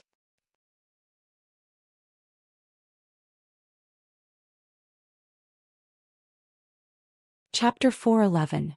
People like Fang Hao and Zhao Qingxin didn't know the value of the inkstone. It was understandable. After all, the inkstone rarely appeared in the world. Many people had never even heard of it, let alone seen it with their own eyes. It was said that because when Yuka had obtained a piece of inkstone, the bamboos he drew were different from other people. They looked vivid and lifelike as if they were alive. Chao Buji wrote a poem for him in which there were 2 lines. You can draw bamboo, you have a well-thought-out plan. This was also the origin of the idiom, have a well-thought-out plan in later generations. Under the influence of her father Lu Wan was well-read. There was nothing she didn't know about astronomy, geography, classics and history. If Qin Yitian hadn't pointed out the origin of this stone, She herself wouldn't have been able to see its strangeness. However, when Qin Etian pointed out that this stone came from the Black Mountain in the far west and said its name, Lu Wan understood the true value of this stone. There was a strange saying, Black Heart Magic Stone can be seen, but Red Heart Inkstone is hard to find. The stone in the box was the Red Heart Inkstone that the ancients said was the most difficult to find. The middle part of it was dark red like burning charcoal. One tael of black jade was worth 500 kilograms, so how much was such a big piece of black jade worth? Some things were so rare that it was difficult to measure their value with money. Because even if you had money you might not be able to buy it. A treasured sword should be given to a hero and a piece of black jade should be given to a master, Qin Etian said with a smile. When I go home I'll ask my uncle to give me a painting. Qin Etian ignored Lu Wan's objection and opened the second box held by the man in black. He glanced at the thing inside and said, This is a phoenix coral from the East Sea. I have 2 pots at home but it's a bit repetitive to place them, so I brought Auntie 1 pot. Qin Etian glanced at the living room, pointed to a square mahogany table in the corner and said, Put it there. Etian, this isn't appropriate. It's really not appropriate. Lu Wan still wanted to stop him. Qin Etian opened the big box in the hands of the third man in black. There was a small silver bowl in the small bowl. There was a piece of black stuff in the small bowl. This was the ointment made from the shell of the black tortoise. It was cut into the size of a fingernail and placed in the silver bowl. After mixing it with warm water, it could be applied to the face before going to bed at night to keep youthful. Swallowing it could replenish qi, blood and spirit. Auntie, this is a gift specially prepared for you. You can try it later. If the effect is good I'll cut more for you. The 3 Fong sisters sucked in a breath of cold air. This kind of thing was fatally attractive to women. Qin Etian opened the 4th huge box. Inside the box was a beautiful fish tank. 2 red fish were swimming in it, and there was a rootless plant that looked like a lotus leaf floating on the surface of the water. Qin Etian obviously liked this gift very much. He held Lu Wan's hand and introduced it. Auntie, there are 2 red dragons inside. I've raised them for a few years. They're not valuable, but I like this bunch of rootless white lotus the most. It's from the Changbai Heavenly Lake. Just like now, it floats on the surface of the water without roots. When it blooms white lotus, it can fill the whole house, even the whole yard, with a refreshing fragrance. Many people couldn't help but exclaim in admiration. Qin Etian still wanted to open the box below, but he was stopped by Lu Wan. Lu Wan looked at Qin Etian, not knowing whether to laugh or cry. She said, Miss Xian, these gifts are too expensive, really too expensive. Every one of them is priceless. We really can't accept them. I know that you're grateful to Mr. Fong and Fong Yan will also understand, but you must take these gifts back. In Lu Wan's view, these gifts brought by Qin Etian could be placed together as a treasure. Drawing a picture and throwing it out could cause a crazy treasure hunt in the outside world. No matter whose child she was, her parents would certainly not allow her to give these valuable collections to a teacher. Lu Wan even guessed that these gifts brought by this little girl were secretly moved out when her family was not around. At the end of the day she was just a student. Qin Etian laughed and said, Auntie, these are all useful things. You can just use them as ordinary things. What graphite? It's just a little stronger in color. And that rootless white lotus is not as good as a pot of plum blossoms. Just take it as a story and don't take it to heart. Since I brought them out, Auntie, you must accept them no matter what. How can you take back the gifts that you've given out? But these gifts, Auntie, don't worry. Qin Etian comforted her with a smile. She took Lu Wan's hand and walked to another box, saying, Come and have a look at this box. Fong Yan lost several times in a row and lost all the money he had just won. He even took out his wallet and put some of his capital in it. Of course, the advantage of losing money was that Yi Ro no longer complained about his smelly feet and kicked him from time to time. Finally, he won another round. When he was waiting to receive the money, the cell phone in Fong Yan's pocket rang. Fong Yan apologized and put down the long cards in his hand. He took out his cell phone and found it was a call from Fong Yingying. Fong Yan answered the phone and asked, What's the matter? Junior Marshal Uncle, come back quickly. Your student has come to pay a New Year's visit. Fong Yingying said excitedly. Student, come to pay a New Year's visit. Fong Yan's first thought was that Jiang Qin and Yuan Lin had come, because among his students, Only these two girls had been to Swallow Dock and knew his home address. However, Jiang Qin and Yuan Lin had just returned to Huaqing before the New Year's Day, and their parents couldn't let them go to Yanjing on the first day of the new year. Besides, when he called them last night, they also said that they would return to Yanjing after the Lantern Festival. Which student would come to pay a New Year's visit to him? Junior Marshal Uncle, come back quickly. I'm busy, so I'll hang up. Fang Yingxiong shouted and hung up the phone. He dared to hang up on me? Fang Yan was infuriated. Do they still respect me as an elder? What's wrong? Something happened at home? Hearing the content of Fang Yan's call, the old ancestor put the long cards on the table and said, "Go back if you have something to do. I'm also tired and need a rest." The poker field was like a battlefield and escaping was a big crime. Fang Yan said with a guilty face, "Old ancestor, do you want me to play a few more rounds with you?" No need, no need. I want to play cards and I'm not afraid of not being able to find a partner. Go back to your business," the old ancestor said. Fang Yan glanced at Yi Rou and said, "It's said that a student came to pay a New Year's visit. I'll go back and have a look." Yi Rou didn't respond and just lowered her head to play with the long cards in her hand. After Fang Yan put on his shoes and left, the old ancestor looked at Yi Rou with a smile and said, "You little girl, Fang Yan is a guest. How can you say that his feet are smelly? Why, you're unhappy because he won a few rounds?" "He's an idiot," Yi Rou said. "He's not an idiot. He's a smart person." The old ancestor sighed softly and said, "You think he keeps winning, so you're worried that I'll feel uncomfortable. But if he lets me keep winning, will I feel comfortable in my heart? Because I'm older, you guys always take care of me. You don't want to win, and the silly girl, pretended to play the wrong cards for me. Your father doesn't want to play cards with me, and your second and third uncles don't want to win. No one was willing to win against me. They just wanted me to win. At first I was happy, but after being coaxed by you for so many years, I feel that playing cards is meaningless. Fang Yan, that kid didn't treat me as an outsider. When he first arrived, he tried his best to win. After he won, he lost all the money he won. He made me nervous for a while, but he also gave me a lot of face. Tell me, how can I not like him when he's so considerate towards me?" Yi Rou was stunned for a long time and then she scolded, "He's a slippery guy." The old ancestor nodded with a smile and said, "You're right this time. This guy is slippery. But I heard on the phone that a student came to visit him for the new year. What kind of student could come to our Swallow Dock?" Yi Rou was also confused. She knew it couldn't be Jiang Qin and Yuan Lin she was familiar with, but she couldn't guess who it was. Suddenly, she remembered the pair of eyes that were brighter than the moonlight in the night. It had been so long, but she still had a deep memory of those eyes. Perhaps, anyone who saw that pair of eyes would find it hard to forget. "Is she here?" Yi Rou said softly. "Who's here?"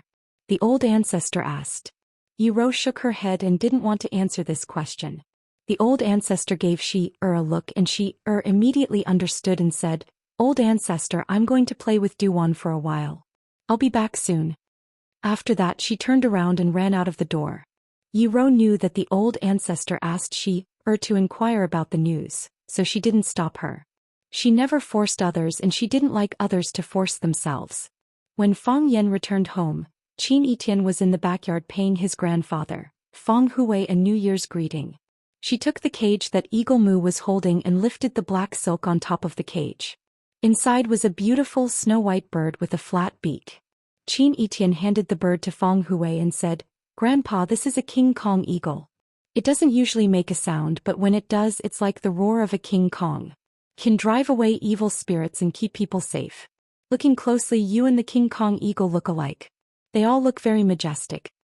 Fang Hui took the Vajra eagle and laughed. "Where did this girl come from? Her words and actions are as sweet as honey. This is a good gift. With this King Kong eagle, I don't have to worry about having nothing to do all day." Fang Yan stood at the door with a bitter smile. Looking at Qin Etien's back, he said, "Are you going to buy my whole family?" "Yes." Qin Etian answered matter-of-factly. "I want them all to like me." That you're tuning in to the Zhou Xian's Legacy YouTube channel. Don't forget to subscribe and join us on this journey to catch the most captivating stories.